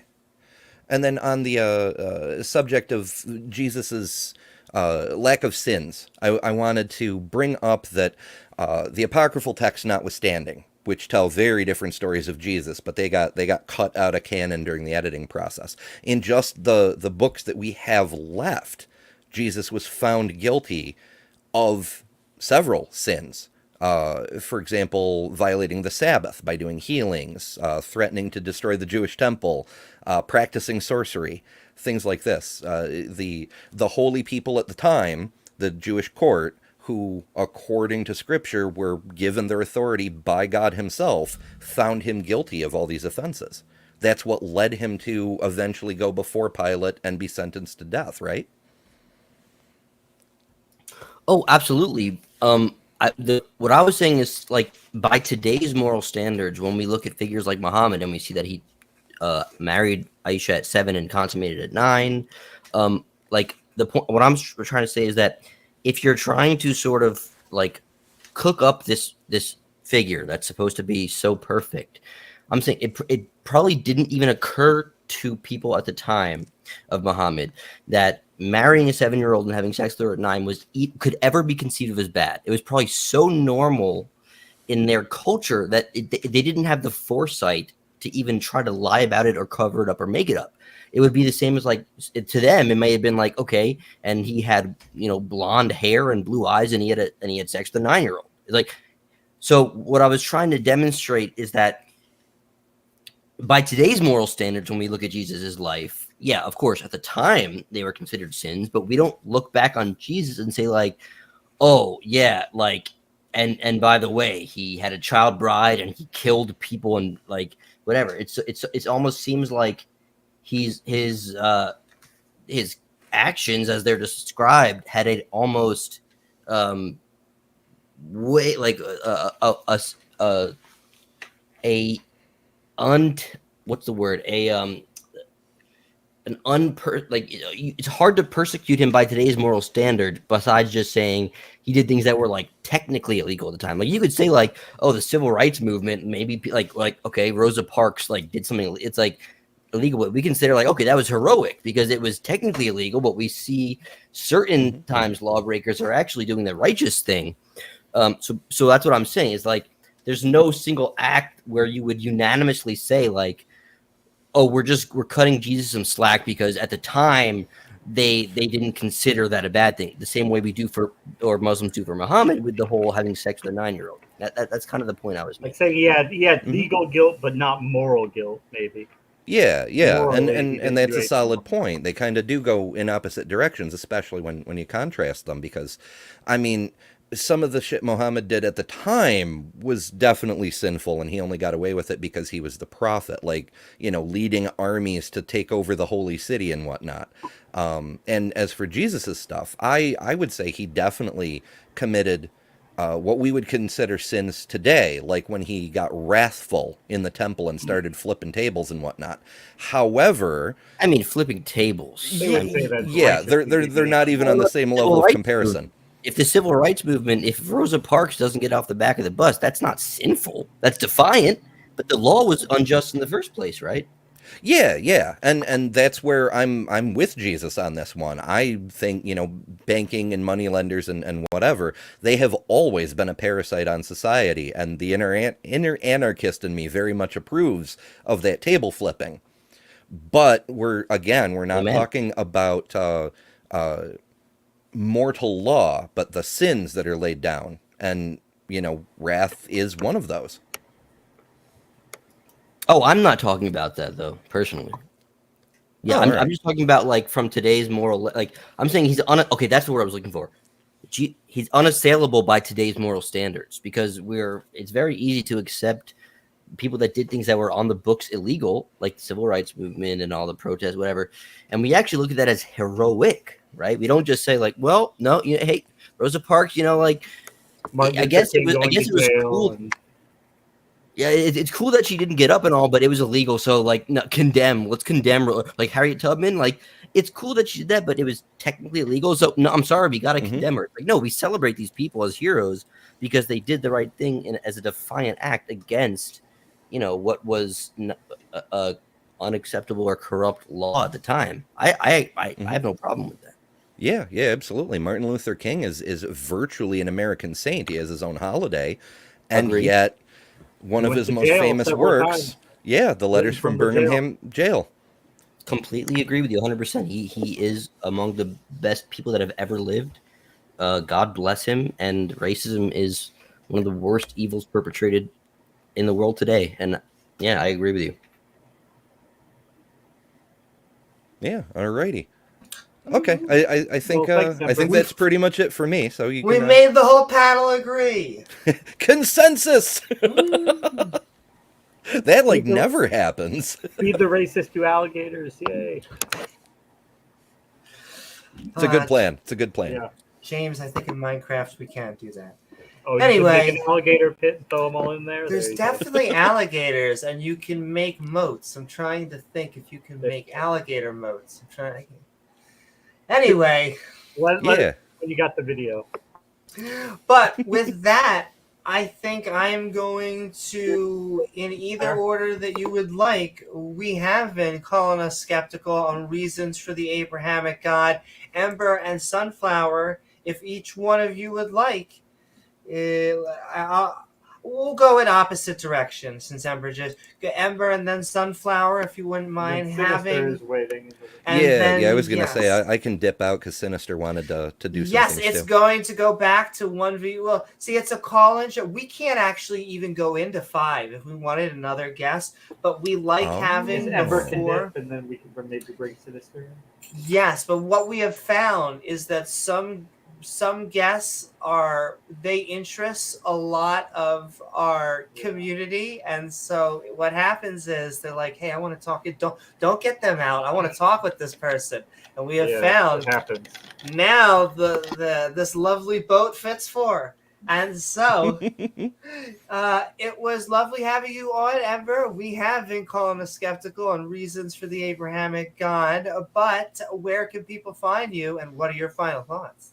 Well, I'm at my channel's Better Than Ember. Although I've been touring other people's shows this week, as evidenced, you know. Obscure channel called R and Raw. You go on sometimes. Yeah. I occasionally pop up there for the Blasphemers Bible on Wednesdays and Saturdays, and reading Joseph Smith on Sundays. You know, little known channel that some of you may have heard of. Maybe. So yeah, final thoughts. Still not convinced about the Abrahamic religion, but it was really cool to be able to come to an agreement with Sunflower, and relatively quickly. This is, I don't know, it's got my head spinning, but I appreciate the chat. Thank you so much. I appreciate it too, man. Thank you. Yeah. All right. Thank you so very much, Ember. You can all find Ember's channel right there at Better Than Ember. And with that, we're going to hand it to you, Sunflower. We have been calling us skeptical on reasons for the Abrahamic God. Where can people find you, and what are your final thoughts? Oh, it goes on me. Yeah, I don't even know what my own YouTube link is, but it doesn't matter because I don't even create content, so don't worry about it. You can probably find me in a panel somewhere. Final thoughts? I don't really have any. I appreciate the discussion. I guess all I can say is that I really do believe that it's important to have a very open and embracing tolerance of people of all beliefs. I'm obviously Christian, but I strongly oppose the idea of, a theocracy or the idea that you have to force your beliefs onto others and then persecute those that disagree. I came to Christianity out of a household that I grew up in where it was not at all pushed on me. So I can only, I am the emblem of the person that says, don't push it on anyone. Let people make decisions for themselves. I'm trying, so I say tolerance, acceptance, discussion. These are all great things, and I'm happy to be able to participate in them. Thank you so very much, Sunflower and Ember, for coming on and calling us skeptical. And we will see you in the next episode. Hell yeah. And with that, we are going to bring on Sinister.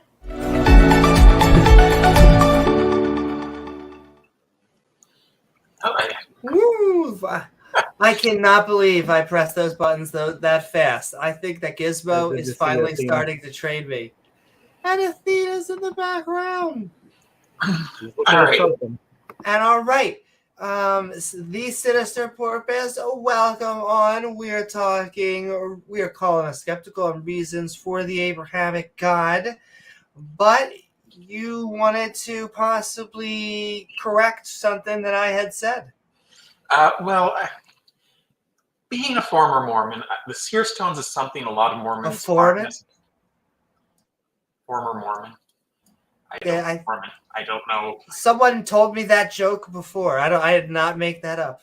Anyway, the seer stones are not necessarily something you're told growing up. You're told Joseph Smith found a breastplate with glasses attached to it that allowed him to translate. The seer stones are something you find out about later. When you find out the history you were told does not necessarily match the official church history. Okay, so they Scientology you a little bit. They kind of don't tell you the full story until, you have to level up a little bit. You have to have the milk before the meat, but I don't know if they still do that, because for a lot of these things, the Mormons just can't get away with hiding information like they could in the past. Sure. Oh, I think religion is going to die from the internet. I think that the information age, it's going to be, a little bit tricky because right now we're in the Wild West. Information is. But what James saying? If Sunflower is still around, if you could bring him back on, I wanted to ask him. See, I knew that was going to happen. Sunflower just left. I probably should have kept, and he was saying I could stay on, but I feel bad because what happens is is sometimes we've run theist guests, I feel like, through the rigor where they just like do get like person after person. However, we'll keep on Sunflower, if you want to come back on, I think that Sinister has some questions for you. And if not, we'll just keep on. Some sinister questions. Some sinister questions. Bring some fish with you if you come back. So long, thanks. Well, what were the points that you were going to make? Because maybe they will generate. Oh, he says I can come back on, no problem. Yeah, it's not necessarily religious. It just seems to be he has a misunderstanding about something. Mm-hmm. And all right, once we'll Sinister come back in 3 minutes, and all right, has a bathroom break, but we'll get him on and we'll do him kinky for another 15 minutes. We'll have you go back and forth, and then I will keep on saying it. We'll have someone in queue. You know what? I was going to send it out. I'll send it out just in case. Maybe he needs it. Who needs it? The StreamYard link is right in there. Do it to him. Send it out. And so even after Sunflower... Yeah, there's certainly no reason I pulled out the asexual Keep flag. on hitting the wrong button. I keep on trying to mute it for people. There we go. I burped, trying to make it easy for everyone's ears. So the StreamYard is in there, and you will probably be, not you, Sinister, but whoever joins, if they join, will be the last person, probably, unless hour you and a half are... already. That went quick. I know, right? And sending love, everyone out there. I see Maybe got Christopher equals to square root. Custon and MXXD and Scott equals a square root -1 and Norfolk, and I saw Pseudonym out there. I always forget to say hi to Pseudonym. Sage Ohio. Sending so much love. Don't forget to also like, follow, and subscribe, because I say that in my sleep now. And so You say it to Rachel in the middle of the night? Yes, basically sweating. You wake her up. Don't forget to like and subscribe. Please, just like and subscribe. It's 6 in the morning, Amy. That's true, Max. I should remember, because you've been up here. You were on here and saying hi and having fun. Max, I'm in bed. Oh, I can understand that. And it's past midnight here. It's been a long day, but I can't help it. I think James and I feel the same way. This is kind of cathartic for us. Absolutely. And all right. We got the doctor back. We got, so our last 15 minutes, we're going in. We're having Sunflower and a giant porpoise that eats fish and is leaving the planet because they are an alien. Go read the book.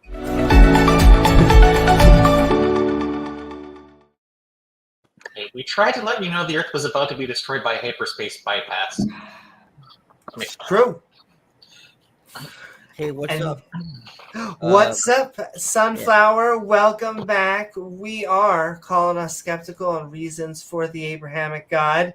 And I think that she had some questions that weren't even related to that. Also, if you're wondering what she's throwing up some lovely Ace Pride up there. Just have to give love. But yes, the floor is both of yours. So, yeah, I have some questions. Do you know what an asexual is? I think I do. You can correct me, but I would say it's someone that does not feel sexual attraction to, I guess, either to anyone else, to any other people. Like, they don't feel sexual attraction to people. Okay, and based on some of your comments, I have a follow-up question. Do you think asexuals have no libido necessarily? No, not necessarily. Okay, and do you think that just because they have no libido, that doesn't mean they ever have sex? I'm sorry, could you repeat that one? Do you think they don't have sex? I think they could definitely have sex. They don't necessarily never have sex just because they're asexual, but I think they don't feel sexual as a general rule. They don't feel sexual attraction to people, but they could still will do things in the course of their life that doesn't. It's not a hard rule that you can never have sex with them just because you identify as asexual. No. Well, I was just wondering because the way you were describing Jesus suggested an aromantic asexual, but it seemed to be based on some ideas that are outdated. Well, I don't think I wouldn't use modern terms for Jesus because again, you got to realize you can think I'm totally full of it and I whatever, but like I believe Jesus is a special person that is essentially part of the triune God. So I don't think that he had carnal desires in the same way that humans do. So I wouldn't categorize him as just like he's not even asexual. He's just beyond sexual. It right? Yeah, exactly. To him. That's what I would say. But I understand where you're coming from, and like if you don't believe in Christianity, what I'm saying might just come across as like nonsense. But like that's just my personal, I guess, understanding of it. All right, well, I believe the only apostle most people would say actually was asexual, most likely, was Paul. Just based on what he said. Because he never married. Wait, I'm sorry. What he was most likely? What did you say he was? Paul was the only apostle that most people think was likely asexual based on things he said. He promoted celibacy. Said it's a higher state than to marry. Well, but are you saying that? Like, do you have accounts of Jesus that make you think he had sex? I don't think there are any extra biblical accounts of Jesus at all. Oh, well, okay, that's fair. But it sort of sounds like again. I don't know. So I'm just confused. Like the original thing I was confused by was the argument that Amy said, where it was like, well, if he was human, he probably had sex or masturbated. And it's like there have been special people throughout history who have done less or more rather more extraordinary things than that, right? Like if you look at I don't know, like how about even like a person that's like a self-immolating monk in today's era? It's almost you could say like, well, they're a human, they probably aren't going to light themselves on fire. It's like that. I think it's probably easier not to masturbate than to deliberately light yourself on fire. Maybe not. Maybe one of those is actually more difficult than the other. But it's like people have done extraordinary things in the course of history. I just was like thinking like to just say if they were a human, they probably did this. Felt a little weak to me, but that's just my personal opinion on it. Oh, I just wanted to say that I'm just trying to point out that he had to have, in my opinion, human characteristics that would nullify that sort of perfection that Christians want. So if I were to just keep going down, like he was a human, so he had to have lied once. But you can abstain from anything. Like, what about a hunger strike? People go on hunger strikes all the time. I'm not saying that. I could even say, like, I could grant you as much as Jesus existed if he was a nice human being and he's a model human being that you should. I don't think that there's a lot of problems I have with that, but I could go all that way in a thing. But my problem is this perfection thing. Because when you start perfecting people, when you start saying like King Jong-un doesn't take a poo, like he doesn't need to because his we didn't. That's and I'm different. not saying. Well, but wait, that's different. That's like a bodily part of your metabolism. You don't actually need to masturbate or have sex to survive. No, you don't. But my point was not saying it was not trying to isolate just masturbation. It was saying there is a range of human activities. If we were to make like a list of human activities that were sinful, Jesus, I guarantee you, would have done some of them, like attempting to lie. And then even if he felt guilty for it, or once again, because he was a man that was 30 years old, it is possible. There are people that do not like or have never touched themselves. There is going to be people who have never had sex or even want sex. My point is that if we were to keep on going down the list, like never cursing, never doing a lie, never, saying something bad to their parents, all of these things, I assume Christianity would say he didn't do. He actually has never done any of them.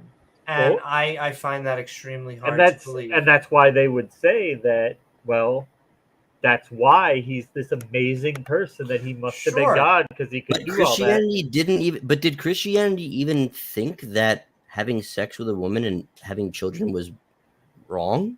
Not if he was married. Exactly. Well, he wasn't married, and so the sex. But that's kind of the question. Is like, well, so that wasn't it's almost his task. But what I'm saying is, like, they could have baked into the Jesus story that he married and had children. I mean, so I think some of the apocryphal writings, they could have. I think they didn't like that idea, because then there would be a descendant of Jesus, and then that person would potentially. Then even just married. Then even just married and had no. Church. Okay, how about just married and had no children? But like, it seems like they couldn't. What I'm saying is, like, it seems like he was particularly resistant or was able to abstain from carnal desires. Okay, and I'm talking about non ones that he didn't require to live, like not eating food. But yeah, you don't need to jack off or have sex to survive. What you're saying is none of these. Technically speaking, it's not physically impossible to have never told a lie. There's nothing stopping within chemistry or biology or physics that will stop us. It's just we know as human beings that is a regular experience. We don't like lie. I think most of us look down on liars. We try not to lie. We feel guilty about it. We feel guilty if we do lie. What I'm saying is, to me, it's a Jenga where if any one of the pillars fall, then he's not perfect. You're going to say, well, any one of those, they could be technically, they are possible. But it sounds silly to me, in my opinion, when you say there was this human being that didn't do any of these things. I think not being brought up and not ever being into Christianity, that doesn't click for you. It seems very strange. Sure. But if you've been a Christian for any length of time, it's just something that you accept. It's not anything that sounds unusual to you. You don't. It's just not anything that you pay any mind to. It's just. And I grant that because the little things like sayings like Jesus is our Lord and Savior. I find that sentence is just so weird, and yet I know that they, it's like saying your name. But I'm Jim, and Jesus is my Lord and Savior. That's exactly. I'm a slave of God. Aren't you a slave of God? If we recognize, so we can recognize lying as a sin. Okay, fine. So you can say that it's unrealistic. They knew lying was a sin, and maybe they didn't. Maybe that they cooked the books a little bit on the account of Jesus because they didn't want to depict their Savior as someone who had lied. Maybe they cooked the books. Was getting married a sin? Let's say just purely getting married, not having kids, just getting married. Why did they create this? It almost seems like you would want your role model to be someone that got married. Again, what I'm saying is that there were aspects of his life that do seem like they defy what they even recognized as like without sin or abstaining from a carnal desire. But wait, you're saying it could be better. You're saying it could have been better. So you're saying it would have, if he had been married, that would have been a better prediction for the Bible of more perfect. No. I'm saying that if you were trying to say that they were lying about his life to make him sound better than he was, I would assume that they would include he got married. Just for the record, why would you say he was not married? It just seems like a weird detail. Like, what are they? Because again, Muhammad had sex with a 9-year-old girl. So why didn't, like, if the same logic is being applied, you would think that you would, okay, let's make our savior even better. But why would they Came just after make Jesus. this? Why would they write up this Jesus guy as like this figure and then be like, by the way, he just didn't get married? We don't know why. We don't really understand. Like, it seems like you would just, why not just write that in? If you're gonna lie about other stuff about his life, just say he got married. Why not? Okay, I just want to point out that the Mormons do believe Jesus did marry to Mary Magdalene. Oh, beautiful. Another reason Mormonism is probably not. But I don't. I guess maybe you could say that it would have been kind of bad for the story because his plan the whole time was to die. So he would be leaving a widowed wife and child, a fatherless child, and obviously he could have had the disciples take care of him. But that's a weak argument to me. I don't know. Personally. Obviously, it would be better not to abandon your. If you didn't come here for the purpose of having a family, you came for the purpose of saving humanity. So it would have just been a distraction from his primary task. My personal interpretation is that there was a person that was special in that they were able to abstain from carnal desires that other humans were not able to abstain from. And, this is an aspect of the special. But even if he was able to abstain or like generally do it, I find it hard to say he never did any of them. And that's that is the thing with the perfection claim. Like, if you are just saying he is a great guy, what is up, Tyrannus? If you're just trying to say he was a really great guy who just spent his entire life doing good things, I know there are people, within recent history who have been like that, so I can believe you. It is, to me, my linchpin and the thing that I'm trying to just attack, which, maybe your faith isn't based on that, is this ideal of absolute perfection. Because I just think if Jesus was a human, had flesh and blood and a heart and a pancreas, then he had all of these different traits and scenarios that we encounter in real life that make us be not perfect. Okay, yeah, I understand. I understand where you're coming from. I think I pretty much made my. I know, and now I think we're just getting back into my thing. I feel bad. I hear you though. Sinister, is there anything that you wanted to say before? Because I don't want this to end with you saying that, do you have anything else before we... I just have a question. There were a bunch of mystery cults about the time Jesus came about in the Roman Empire. They were very popular. And I think Christianity makes a lot more sense as a Jewish take on the mystery cults. I think Jesus got a lot of the characteristics of the savior figures, and if there was a Jesus, which there may have been, a street preacher that got crucified by the Romans is not that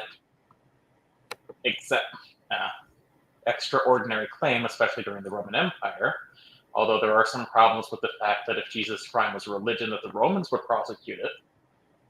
So even I wouldn't disagree with that. I'm a mythicist, but I'm not saying that there could not have been a guy named Jesus who was executed by the Romans as a preacher. I'm just saying, when I say mythicist, I mean that the person depicted by the Gospels or anything substantially related to that was not a real actual person.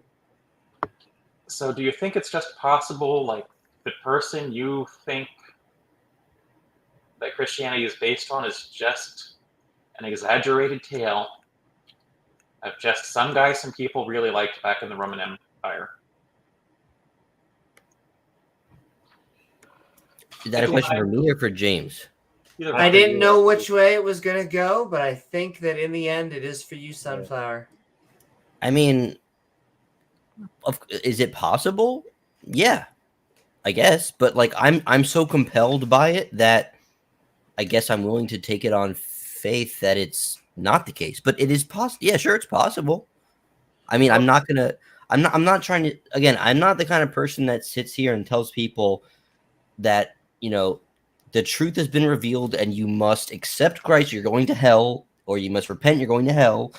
I know that I guess I it's kind of hard because most Christians do have a sort of, I guess, ultimately black and white stance on things like this.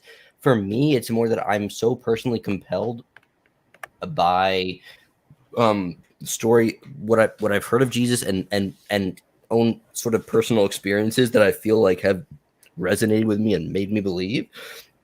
But I'm not going to sit here and say that that I can never be convinced otherwise, and I'm not going to sit here and say that other people must believe it or they're condemned to hell either. I'm very compelled by it, and that's kind of where I'm at. Yeah. So let's say there was another figure, let's call him Mithras for the sake of argument, who had very similar claims about the only difference was their sacred meals involved bull's blood, if I recall correctly. And Wish we had you Paterons. met a He could follower, tell us all about it. follower of Mithras, who's saying pretty much the same things you are. And would you think that it's possible that it's just two religions that had very similar influences? Or I don't think, I mean, we're all prone to confirmation bias. Which do you think is more likely, that Jesus was like this perfect being, or that there were some mystery cults? There may have been some first century Jews who wanted a Jewish take on them, and that's how Christianity got started. Well, again, the reason I'm juxtaposing Jesus against Muhammad is that Muhammad's actions don't hold up I'm to not interested in modern. Muhammad. Oh no, I know, but well, the reason that I'm I particularly need to bring up Muhammad. Let's go back to Mithras. I don't know who that is though. He was a cult that arose around the same time. That he was predominantly worshipped by Roman soldiers. There were lots of temples to Mithra. It was considered a mystery religion. Well, then I guess I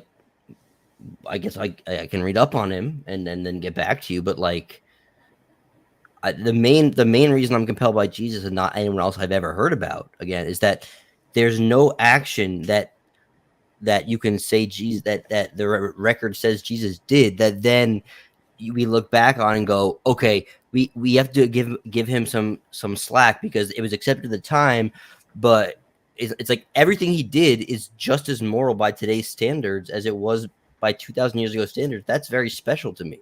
I mean, what about cursing the fig tree? Who? What story? Jesus curses. It's from Mark. Jesus curses the fig tree because it didn't bear fruit. Yeah, I don't consider cursing a fig tree to be like. Would if you heard that someone cursed a fig tree today, would you say yeah, that person's a piece of crap? They're going to no, you wouldn't. Well, I'm juxtaposing it by Muhammad, who had sex with a 9-year-old, right? They didn't realize, again, other figures in other religions at the time, they didn't understand how to bake in. They didn't understand how to omit certain things that would be considered immoral 2,000 years later. So they left them in effect, in maybe an attempt to even glorify the person. What I'm saying is that they didn't.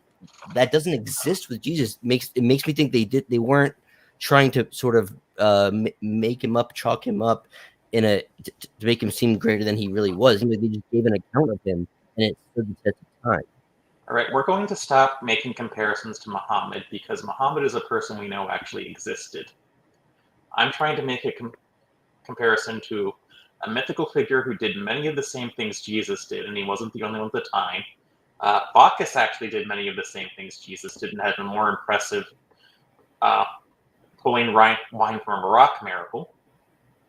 And actually, the cults of Bacchus have one thing in common in Christianity, that they were one of the few religions that were actually banned by the empire. What I want to know is, if you were to look up these mystery cults, and let's say Jesus isn't a real person, and you find out that all of these things that Jesus did were done by other figures as well, wouldn't that cast some doubt on the authenticity of the stories in the Bible, or would it suggest they were culturally influenced, much like let's say Star Trek influenced Star Wars later? I'll have to look into it. I don't know what you're trying to lead me on this very weird path. When you look into this guy and this guy that I've never heard of, that it's almost like you're begging the question. It's like, what do you want me to? Do you want me to answer a specific way, or do you want me to we can have a discussion, but I can't just like, you can't just ask me a question and load it with like, and therefore you're wrong. Just admit you're wrong. Like, what do you want me to exactly say here? I've never heard of these people. I've never heard of so what can I do in this current moment? Oh, in this case, I'd recommend doing more research. Okay, fair enough. That's fine. I may be guilty of asking leading questions. I'm not going to deny that. And I want... Sorry, go ahead, James. Well, I think, Titan was saying that Titan was pointing out in chat that the reason Jesus was killed by the Romans. So the Romans, like, when they would take over an area, they weren't necessarily interested in micromanaging the local government. So as long as the king was fine with them, they didn't really care about, you could keep your king as long as you didn't interfere with what they wanted to do. They were mainly interested in keeping trade open and law and order. So the Romans would make agreements with these local kings or people who controlled these areas. So the Romans would view someone who was trying to usurp or rebel against or a coup against these local kings as a potential threat to them, because if they depose a king or if somebody rises up, well, then the king has been friendly with them. There's no problem. If the king gets deposed, there's going to be somebody else. They're going to have to send a legion in there. So if he was viewed as a threat to the local stability of the monarch or the religious norms at the time, they probably would have taken great exception to that. What I'm seeing, and I think it's probably in the case of both here, some confirmation bias. You want this thing to be true. I've looked at the evidence and I find that it seems that this is more likely an exaggerated story that got built on over the years, kind of like the Chuck Norris stories a few years ago. But the weird thing for me is it almost seems like you're unhappy with my personal belief, right? Like at the end of the day, anyone watching can listen to what you're saying and what I'm saying, but are you frustrated by the fact that I might be unwilling? Like if at the end of the day, if I just simply am still compelled by the Jesus story, is that frustrating to you personally? Because it's not about like... Sorry, go ahead. Yeah, I'm willing to take into consideration your arguments, but at a certain point, it's almost like it seems like you're kind of pressing me to say like, and by the way, you have to concede that what you believe is nonsense, or else it's almost like, well, what if I just don't? Who are you? Are you trying to convince me, yourself, or the audience, or some combination? I don't know. I think maybe she's just trying to give you a new perspective, just maybe something to think about, not necessarily that it's going to change your mind or you have to.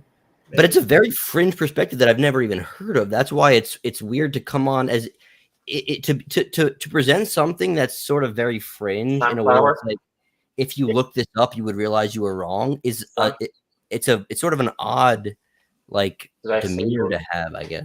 Okay, sorry, go ahead. Did I say you were wrong? Or did I say you might realize there were... First of all, if you're going to spend time in atheist circles, this probably isn't even the most convincing argument, but it is one that is an argument against the historical Jesus, not necessarily the truth of Christianity, because if Jesus wasn't the historical figure, isn't exactly as portrayed in the Bible, that doesn't necessarily mean Christianity isn't true, it just means the Bible got it wrong. Secondly, you're also doing something I've seen Mormons do where they're trying to use what they would call the power of discernment to read into what other people are thinking, and I would encourage you not to do that. You do not know what I'm thinking. I am not frustrated by your beliefs. More, I'm frustrated that I have a hard time still telling when people are finished speaking, and it bothers me when I interrupt them. But yes, I apologize. That's my fault. I apologize. That's my fault. Sorry. That is not your fault. That is me being autistic. It's something I struggle with. Yeah, but I could have done a better job of I guess, yeah, it doesn't do anyone justice to try to read into the other person, to try to read into what the other person's thinking. I agree with you there. That didn't help, and so I understand where you're coming from. I'm not trying to say that you aren't struggling with that. But I also think that I probably should not have tried to do some kind of mind reading thing. And I so for what that's worth, I think I do apologize, and I understand where you're coming from too. And firstly, history fascinates me, and history was one of the things that led me down the path of rejecting. Well, actually, that wasn't. I probably would have stopped being Mormon eventually anyway, just because of some things the Mormon Church believes. But it's definitely history about what the Church taught versus what actually happened is why I will never go back. But Okay, random. Let me ask you a question, and it's an open-ended question. I promise you, it is there's no gotcha at all. This is I'm curious to hear your thoughts because I think you're actually very articulate. So I'm just curious. And then what's going to happen? Sunflower, ask your question, and then Sinister's going to answer, and then Sunflower, you're going to do your double outro, and then Okay. Sinister, you're going to have your outro. I'm good. Okay, so Sinister, so if you weren't, let's say you weren't raised Mormon, and let's just assume, what if you were raised in like a sort of a very like liberal Christian household, in one in which they kind of like, let's say that your family was Christian, but they kind of told you that like my family still is Christian. Okay, yeah, okay, but I'm saying like, let's say you were let's just, instead of being raised in a sort of like a fundamental or a strict, it was like a liberal Christian house where they're like, we believe in Jesus, but we don't have these sort of strict beliefs. We're kind of open, we're kind of loose on it. We do believe in personal liberties and do you, like, I'm just curious, do you think that you would have as much of a sort of a backlash saying like, I figured out, because I do feel for you in terms of if you grow up in a sect where they're really trying to say that specific stuff is true and you better believe it, like I can understand. I would backlash against that too.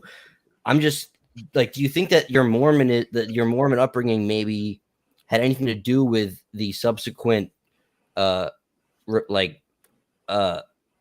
I guess skepticism, like maybe there's a harsher skepticism of Christianity as a whole because you cut out Sunflower. If I'm just about the last 10 to 15 seconds cut out. Oh, of what I said?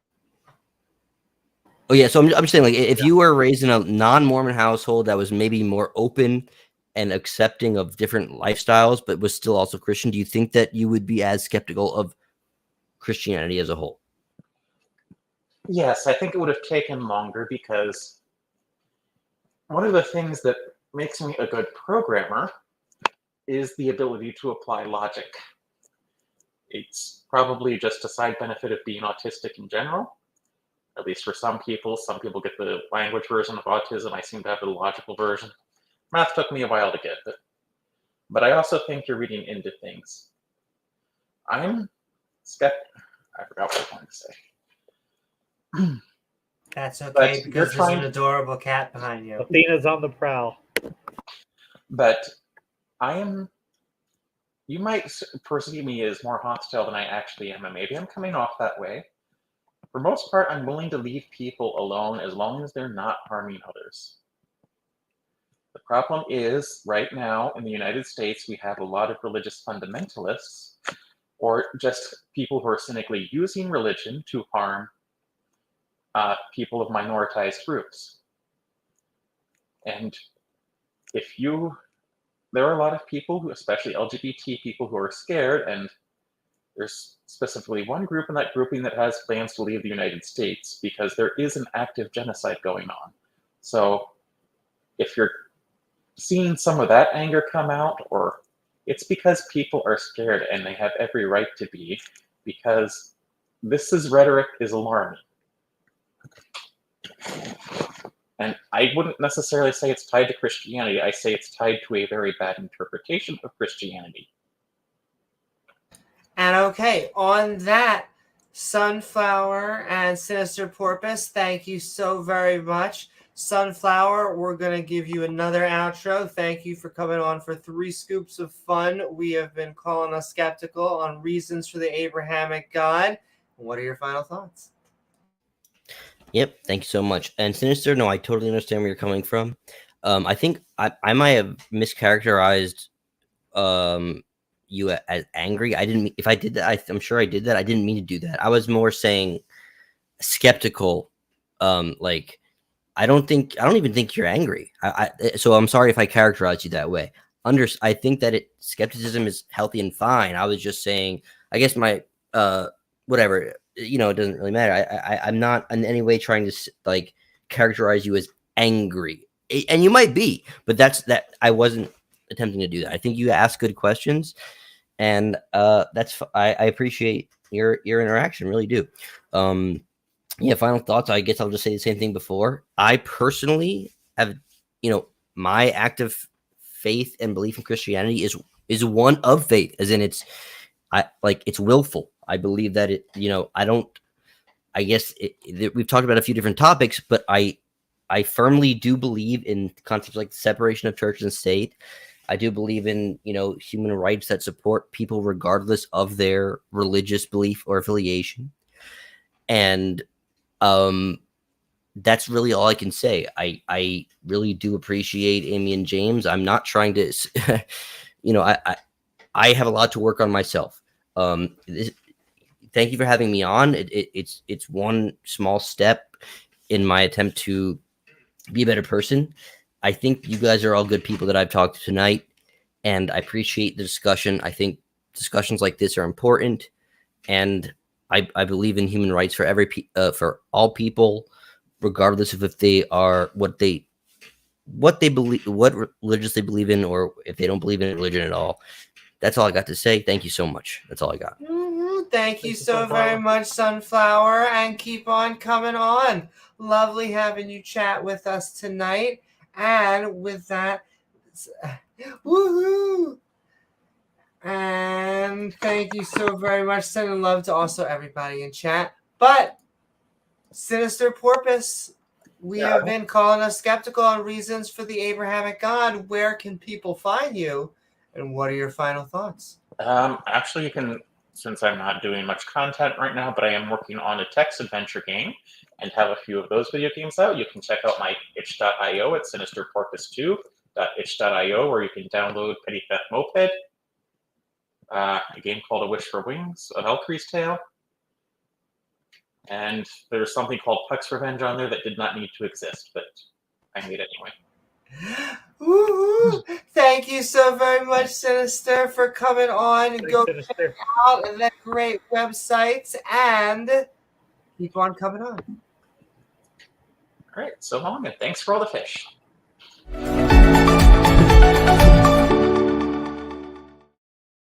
Woo-hoo. See, I like that both times. I feel like in our conversations, even when it got spicy, it eventually came back.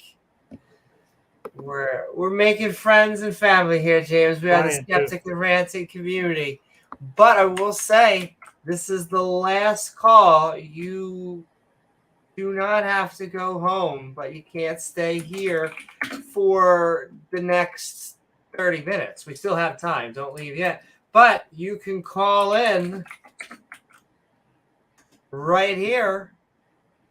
I'm queer. You have no idea how much I love the fact that here and queer rhymes. Because you use the word here just so much. Exactly. And so, James, it's like the gift that keeps on giving. Anyway, you can call us at StreamYard. We are, the nice version of politically incorrect. We tell it like it is, but it turns out that James and ourselves, I'm multiplying into many people, James and myself, we just tend to like human beings. We like everybody, most people. Mostly. Thank you, Sunflower. That's the song that everybody I like to think plays at karaoke at the very last song. I like karaoke, though. I'm going back into stand-up, baby. Going back in. But that link is in there. Streaming. I'm not going to read the URL. Come on down.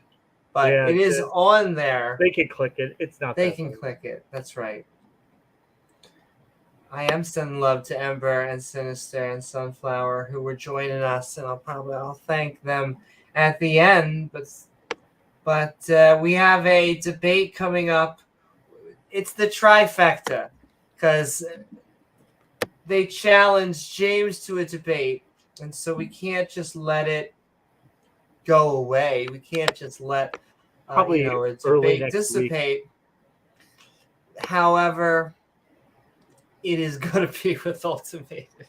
And then we got to get Peter back on for. But we need P-Town in there. We need to get P-Town. We need to get Sunflower. Oh. We need to get Pseudonym out in there.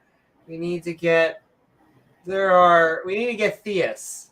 If you are a theist, if you're a Christian, Muslim, Jew, a deist, a pagan, we do want you to come on here and not only here, but on Debate Me Brah. Very specifically, Debate Me Brah. You were just on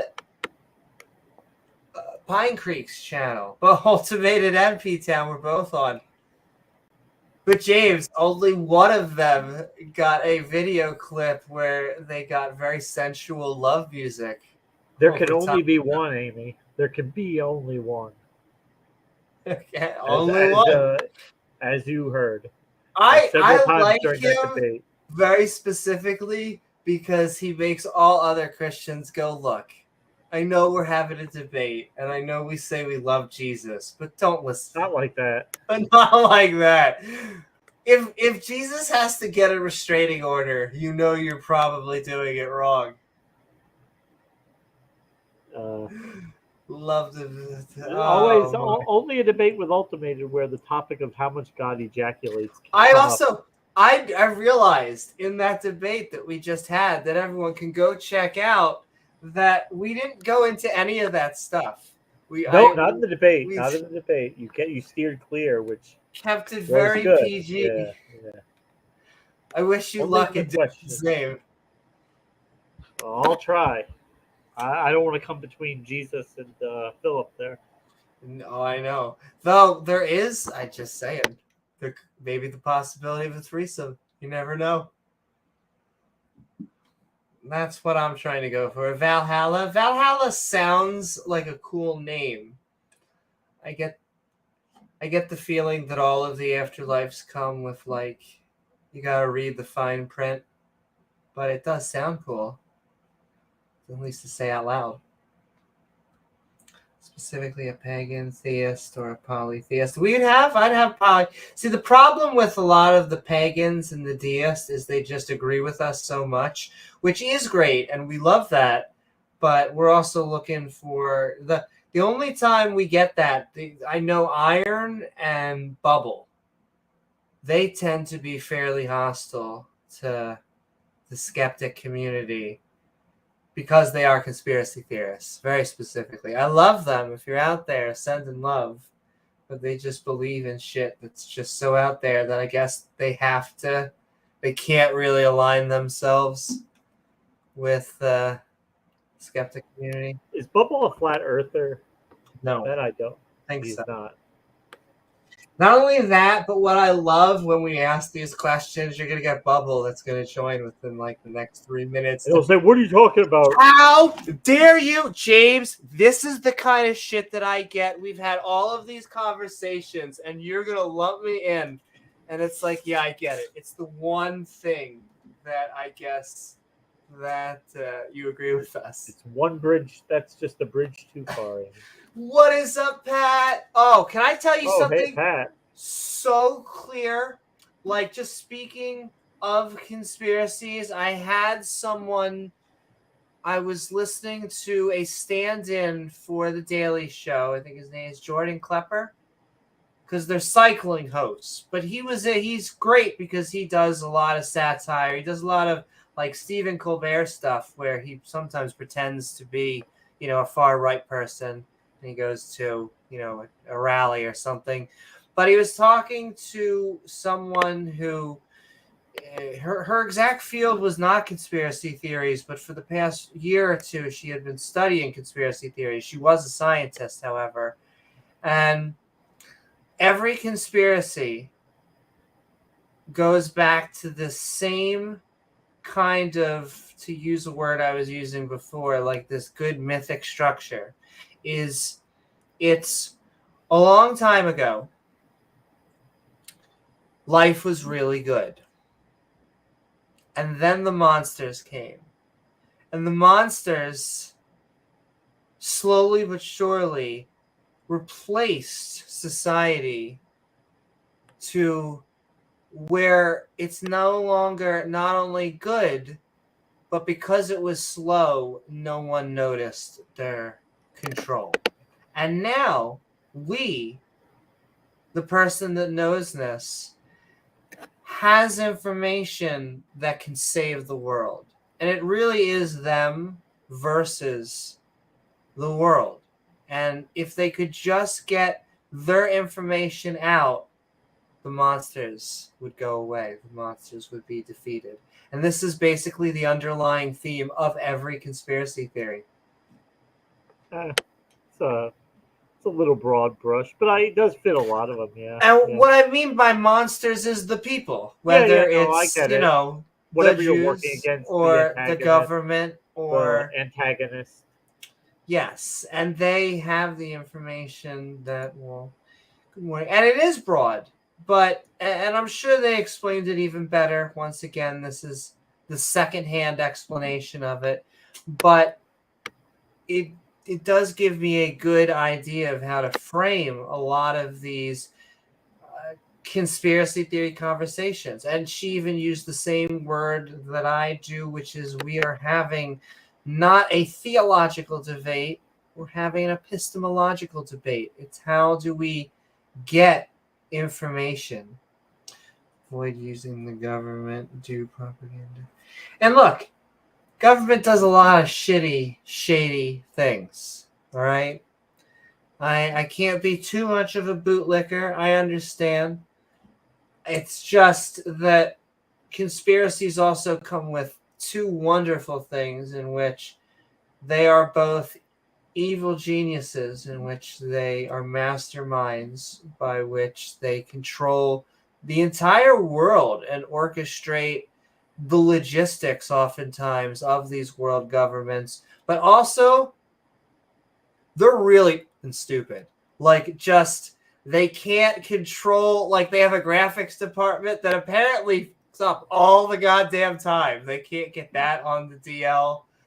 Their information pipeline keeps on just shelling out these, like, blogs that they just can't handle. And so these just very two weird elements of just being a mastermind and an idiot. It's like they're a Minions, like, villain. I get you, though. But yeah, this is, once again, this is about to be, this is last call. I see Ember. We hope you had a fun time. I see he's tucking in. If anyone else out there is being tucked in, we hope you had a good time. But they certainly are.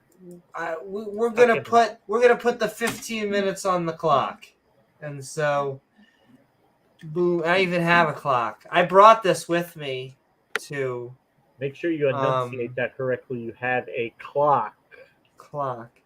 I brought this with me to the open mic just because you need to make sure that you. Because I realized at first I thought my problem was that I wasn't going to have enough material to talk about, but I was not recording, but I was doing the clock thing while I was driving up there, and I'm like, oh shit, I've been talking for like 20 minutes. I might have the opposite problem. So that also happens. What is up? The one and only Randolph Richardson. Just had a lovely time on his and tacos, and I like to think my own with T-Jump and Ix. Oh, you're a big part of it. You've been there for a You while. know, I should talk about, I didn't know that. But I brought it, now it's in my mind, so I thought about it, so I can't not think about it and talk about it, because you are my lovely audience. We did lose King Xerxes, unfortunately. He was always a little bit of a loose cannon. Well, but yeah. I hope that he is in a same bucket of like Knock. Knock is already starting. I can feel his skepticism still kind of in the back of his brain when he's having these conversations. Smokey and Will were doing a review of a Knock video last night. Oh yeah, you just like that. They can't get can't get enough. Smokey says he's coming back. He's got to get a few more things done. His parole officer says he's allowed. Well, that's fantastic. Yeah, he's planning on coming back bigger and better than ever.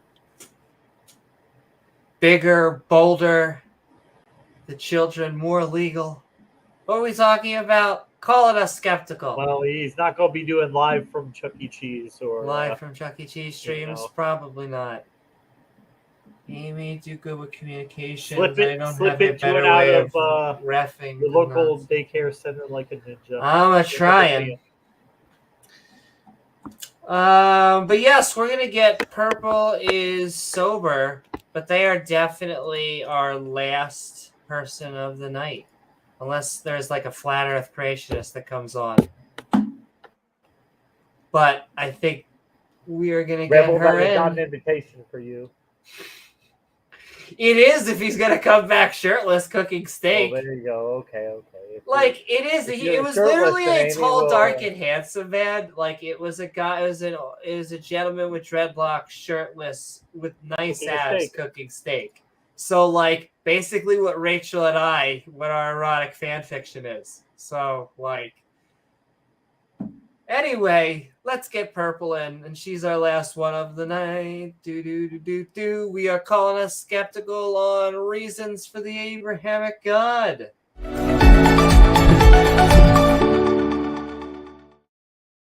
Woo! What's up, Purple? How are you tonight? We're having fun. We're calling us skeptical on reasons for the Abrahamic God. And what are your thoughts? Yeah, I'm okay. I just, I waited till a quiet spot because I don't have a whole lot to say on the subject. But I know last time you let me on, I was drunk and I was, got kind of loud, and I owe you an apology for that. Not at all.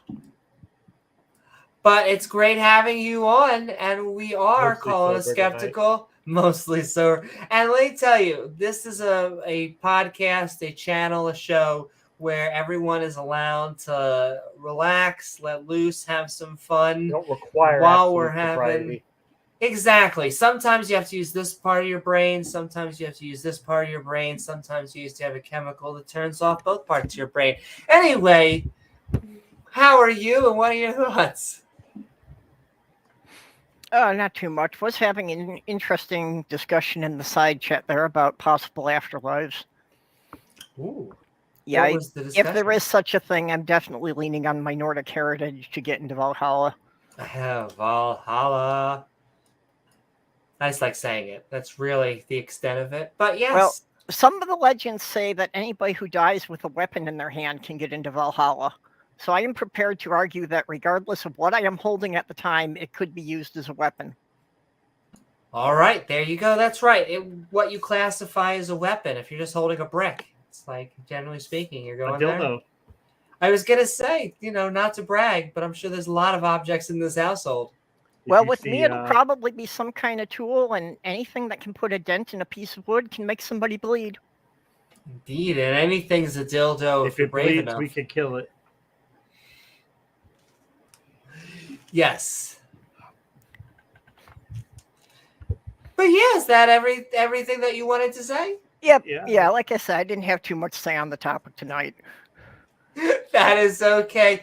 Purple, it is lovely having you on, and I'm glad that we now have a PSA. Ladies, gents, and everything in between, just make sure that you die with something to bop someone in the head with.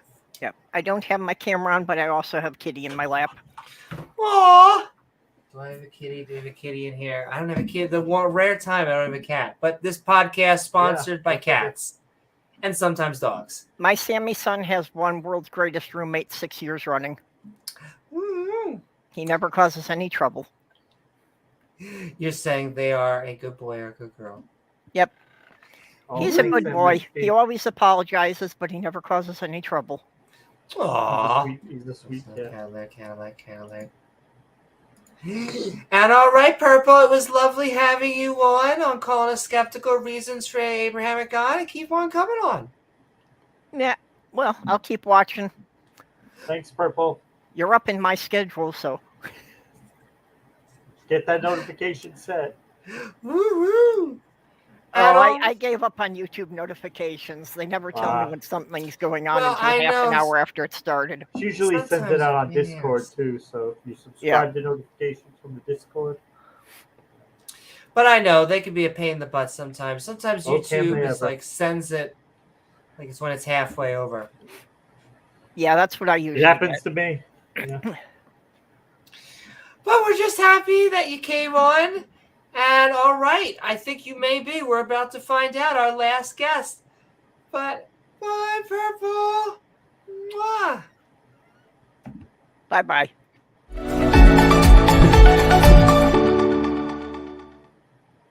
And all right, Woohoo! I just want to send love to Purple, who is Send an love. amazing human being. You should all go to She Purple sure is. Lime Orange's channel. I see them everywhere, also on the YouTubes. And I just want to also send love out there to everybody that is either being sober, not sober, or something in between, as long as you are just having a good time and being responsible. Do. The second part of responsible is bull. Is Bull. That's right. Have a Red Bull. Red Bull, sponsored. Bullshit. Bullshit. Yes.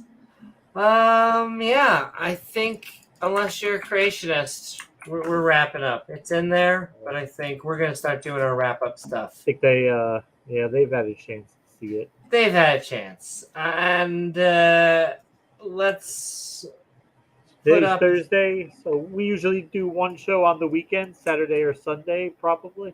So we'll get that in. We did our call-in. We'll probably do something fun. Either a subject or an Evolution. open mic. Yeah, evolution or a big bang or something.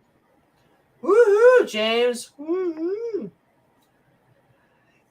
8 years sober. Ooh. Yeah. What's up? Did we say hi to Freak? What's up to Freak? and that just goes to show you, you can't never imagine, the times James Wolfe has come on and how he is in chat. You never think that somebody like him would, yeah. Oh, he's a mensch every time. He's a that great guy. in there. And But it's very to come out and say what he said before about what he struggled in the past. A lot of people aren't open enough to share that. But That's for true. him to come forward and be upfront about it, about what he struggled with in the past, and it helps other people who may be struggling with other things or maybe even similar Absolutely, things. because a lot of times I think people feel alone or they're struggling through only, something that only they go through. But when you share it and you hear, you know what, they're going through it, I can go through it. Look at what he's done. He's an archaeologist. He's got a wonderful wife. He's Yeah. really done a lot for himself. James Wolfe is one of like the 3 or 4 people, you'll notice it's growing on the skeptic side that I can do actual research. I'm like, what's up, James Wolfe and James Beamsy and Pat Lowinger? All right, with that, we're gonna, I think, do here is the Fiver. able to produce you if you would like, and you have that killer idea that you think needs to be made into a podcast, come on and tell me at Fiverr at Amy Rose Newman. It's my produced podcast shows and web content. I can either help create the channel, help you gain your audience, or work towards monetization. You can't buy subscribers. Once again, sending love. Well, yeah, you technically can, but I wouldn't advise it. But your channel will be destroyed. I mean, you can go driving 100 miles an hour down a residential street, but you're probably going to get pulled over. But you can get a producer, and with that and marketing, you are able to actually get an audience and a crowd and good content, high quality content that people want to listen to. And alrighty then, there is that. With that, I hope that you all we're going to do it, James. We hope you all had a fun time on Talk Skeptic to Me, Talk Skeptic to Us, the reasons for the Abrahamic God, where we opened up the internet phone lines to ask the question, does anyone have good reasons to believe in the Abrahamic God, for a good time with the audio pod edition of the Desert Trilogy. But I do want to thank my co-host James W. along with our producer Gizmo, who makes everything. He always looks so happy. Well, actually, he looks so sleepy this time. He's a little sleepy, Gizmo. He's waking up now. He's a good boy. Along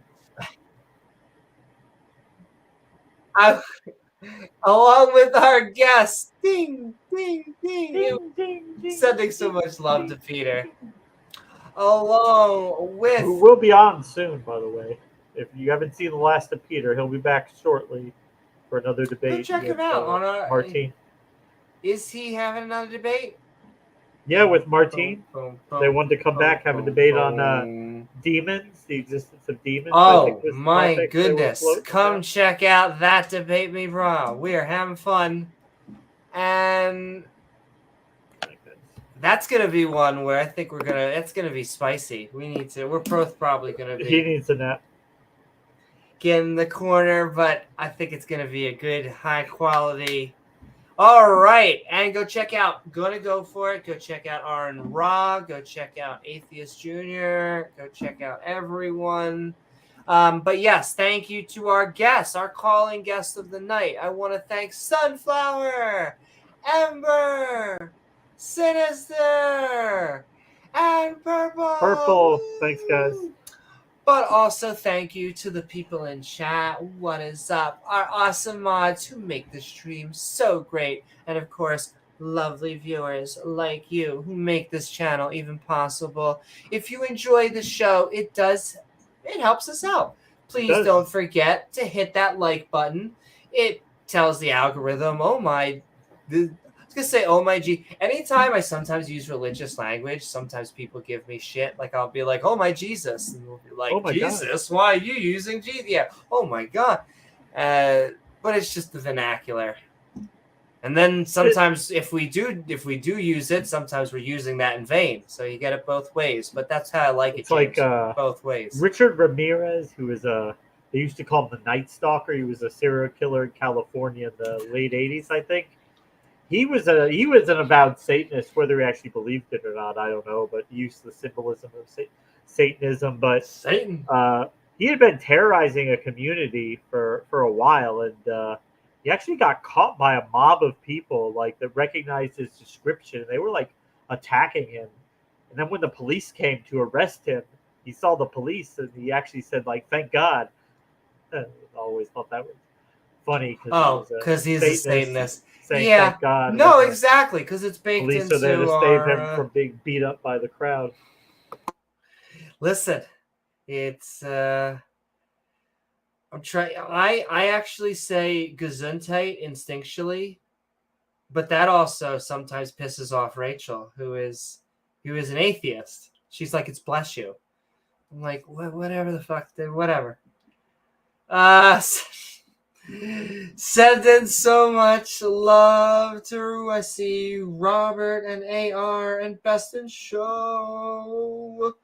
And you say, "Oh my dog, Max." That's funny. But yes, say goodbye to us at the end. We'll say goodbye to you. But also, what are we doing? I know what I wanted to send love. Not only am I going to send out the Twitch link, boom, but I saw some love out there on Facebook, and so I'm going to send the Facebook link in. Look at that. You want to join our Facebook group? Here's us on Twitch. Here's us on Facebook. Feel free to join. I used to post a lot of memes on there. I got to start posting more memes. Yet we stream on Facebook every time as well, just like we do on Twitch and Twitter at Amy Newman Tweets. More memes, Amy. Come More on. memes. More memes. Then hit that bell icon to all so you can join our live stream. We're gonna be charitable today, James. We will. We are. Or hey, Okay. leave a comment once the video is done. We're gonna go for it. Leave a gay comment if you want. Even if a gay comment, straight, leave a bisexual comment. Asexual. Make the comment will go. Maybe exactly. Sapiosexual. Maybe you're just attracted to intelligent people. Just keep adding letters to the LGBT. Just keep coming up with new Jeez, letters. And I know. Listen, that was Do a it. fun, harmless joke. I like that joke. I don't like that they're trying to make it like a thing again. That's what just pisses me off. Like, oh, geez, what do we have to keep adding letters? Can't we just stop at LGB or maybe skip the T, LGBTQ? or that's the always what they always like to do is add on, "They're coming for your children." That's the next thing, James. It's gonna be. We're going to, I don't want to use that word because it's TOS, but they're going to add a P on there for, but I'm sorry. It was the liberals who enacted both, what is it when you have to work? Child labor laws Child or labor, don't work. and then child abuse. abuse laws. Yes. Protect children. Yes. And so that was actually one of the first. That along with getting women to vote, those were some early laws. And so we're not going to go backwards. What we're going to do is apparently just do the hits, do the redos. And so we're just going to try and make us keep on doing. We're stuck in 2000s, James. We're not even at COVID. We are literally stuck at maybe that's like 07. We might be like stuck in 2003. We might be stuck in the Kelly Clarkson era. Kelly Clark. Live for Regis or Kelly. They still do. What are we talking about anyway? Who wants to be a millionaire? Exactly. Norm did so good. I saw he was on there. I did see that. He almost won. He would have won if I think Regis kind of psyched him out at the last answer, but he did good. Comedians, ladies and gentlemen, don't underestimate them. That being said, I walk into walls all day long, so I guess don't overestimate me either. Anyway, after the show, or you could also leave a super thanks. It's like leaving a super chat, but after the stream is done, and we're just going to say thank you so very much for all the support to everyone. We know Sinister also gave us love and support. Thank you for the super chats. Thank you, Sinister. We have channel membership. If you would like to support the show, you can hit that join button as well and get our evolving badge system. And very complicated. You need to take a 4-part course in biology to understand it, but it does evolve. I love that sentence. Are you a biologist? First of all, that's what you're supposed to say. I shit on politicians a lot, and you should probably. But like now I forget what I was trying to say because I almost made a scat joke. Yes, biologists, because that it should be when you don't know something, you should say, I don't know. And yet they grilled whoever when he said, are you a I'm not a biologist. And then they all make fun. Like, are you a biologist? Well, And I'm not a biologist, but I did look into it for like 3 days on Answers to Genesis website. And So I think I'm qualified to speak because against they went evolution. to University of Basement, and it's a 4-day program. You know, you get your doctorate in a week. 4 days. Yeah. And but these people who make fun of the statement, I'm not a biologist, these are the same people that are trying to sell us that the Earth is 6,000 years old, that a woman came from a man's rib, and that, you know, the animals became carnivorous because of a lot of water on a big old boat. You don't understand how much water it was, though. It was more it's a lot water of water than you can imagine. Oh my God. Water. A lot of water. A lot of water. Darth has a school? I don't know. Maybe he might have a school basement. He might have a school basement. I imagine so. I just love that he has gotten regulated to Clubhouse. Now listen, I like Clubhouse. I'm gonna go on there. I feel like my jam at jams is being in the sewer. Okay, I'm from 4chan. I do Discord debates, but I just love these people that consider themselves very prestigious when they have to come back down to the gutter with James and myself. If I ever get a I would call it the Dr. Sinister Porpoise. Dr. Porpoise, for short. The Doctor. Sinister Porpoise. What was that? Oh, after the show, the Skeptic and Ranting Discord server will be opening. I should send that. It's opening now, but the after show will be, the link of which is in the description below. I'm going to get the link too. Boo, boo, boo. Here is that link. Come on and have fun. Boo, boo-doo-doo, at the Skeptic and Ranting Discord server. But lastly, if you would like to help us make even more fun content, the best way to do so is by heading over to Listen to Me Clickety Clack. And oh my, I think there's a new Patreon. I think so. Possibly. Because I see that updated. And so whoever just joined, sending love to you. Let's see. But I'm sending love. I'll send out love to whoever you are. I don't want to spend the viewers' time trying to find out. But I'm sending love to you. And you can head out to patreon.com/Amy Newman and become a supporter, unlock some unique perks and early access. Oh my goodness, we may have lost James. Not sure if I should wait. This is like the very, very end. Dun, dun, dun, dun, dun, dun. TOS block. Oh, no, I'm just kidding. I'll wait for like 15 more seconds.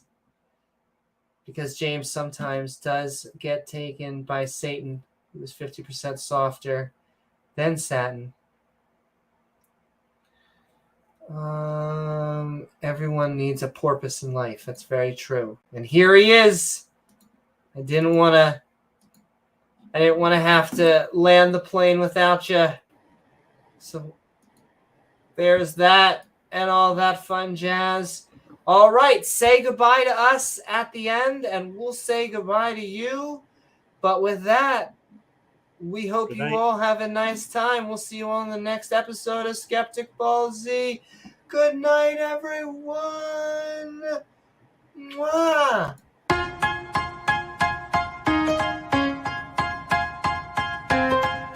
bensound.com. No, screw that. Let's try this one. The right one.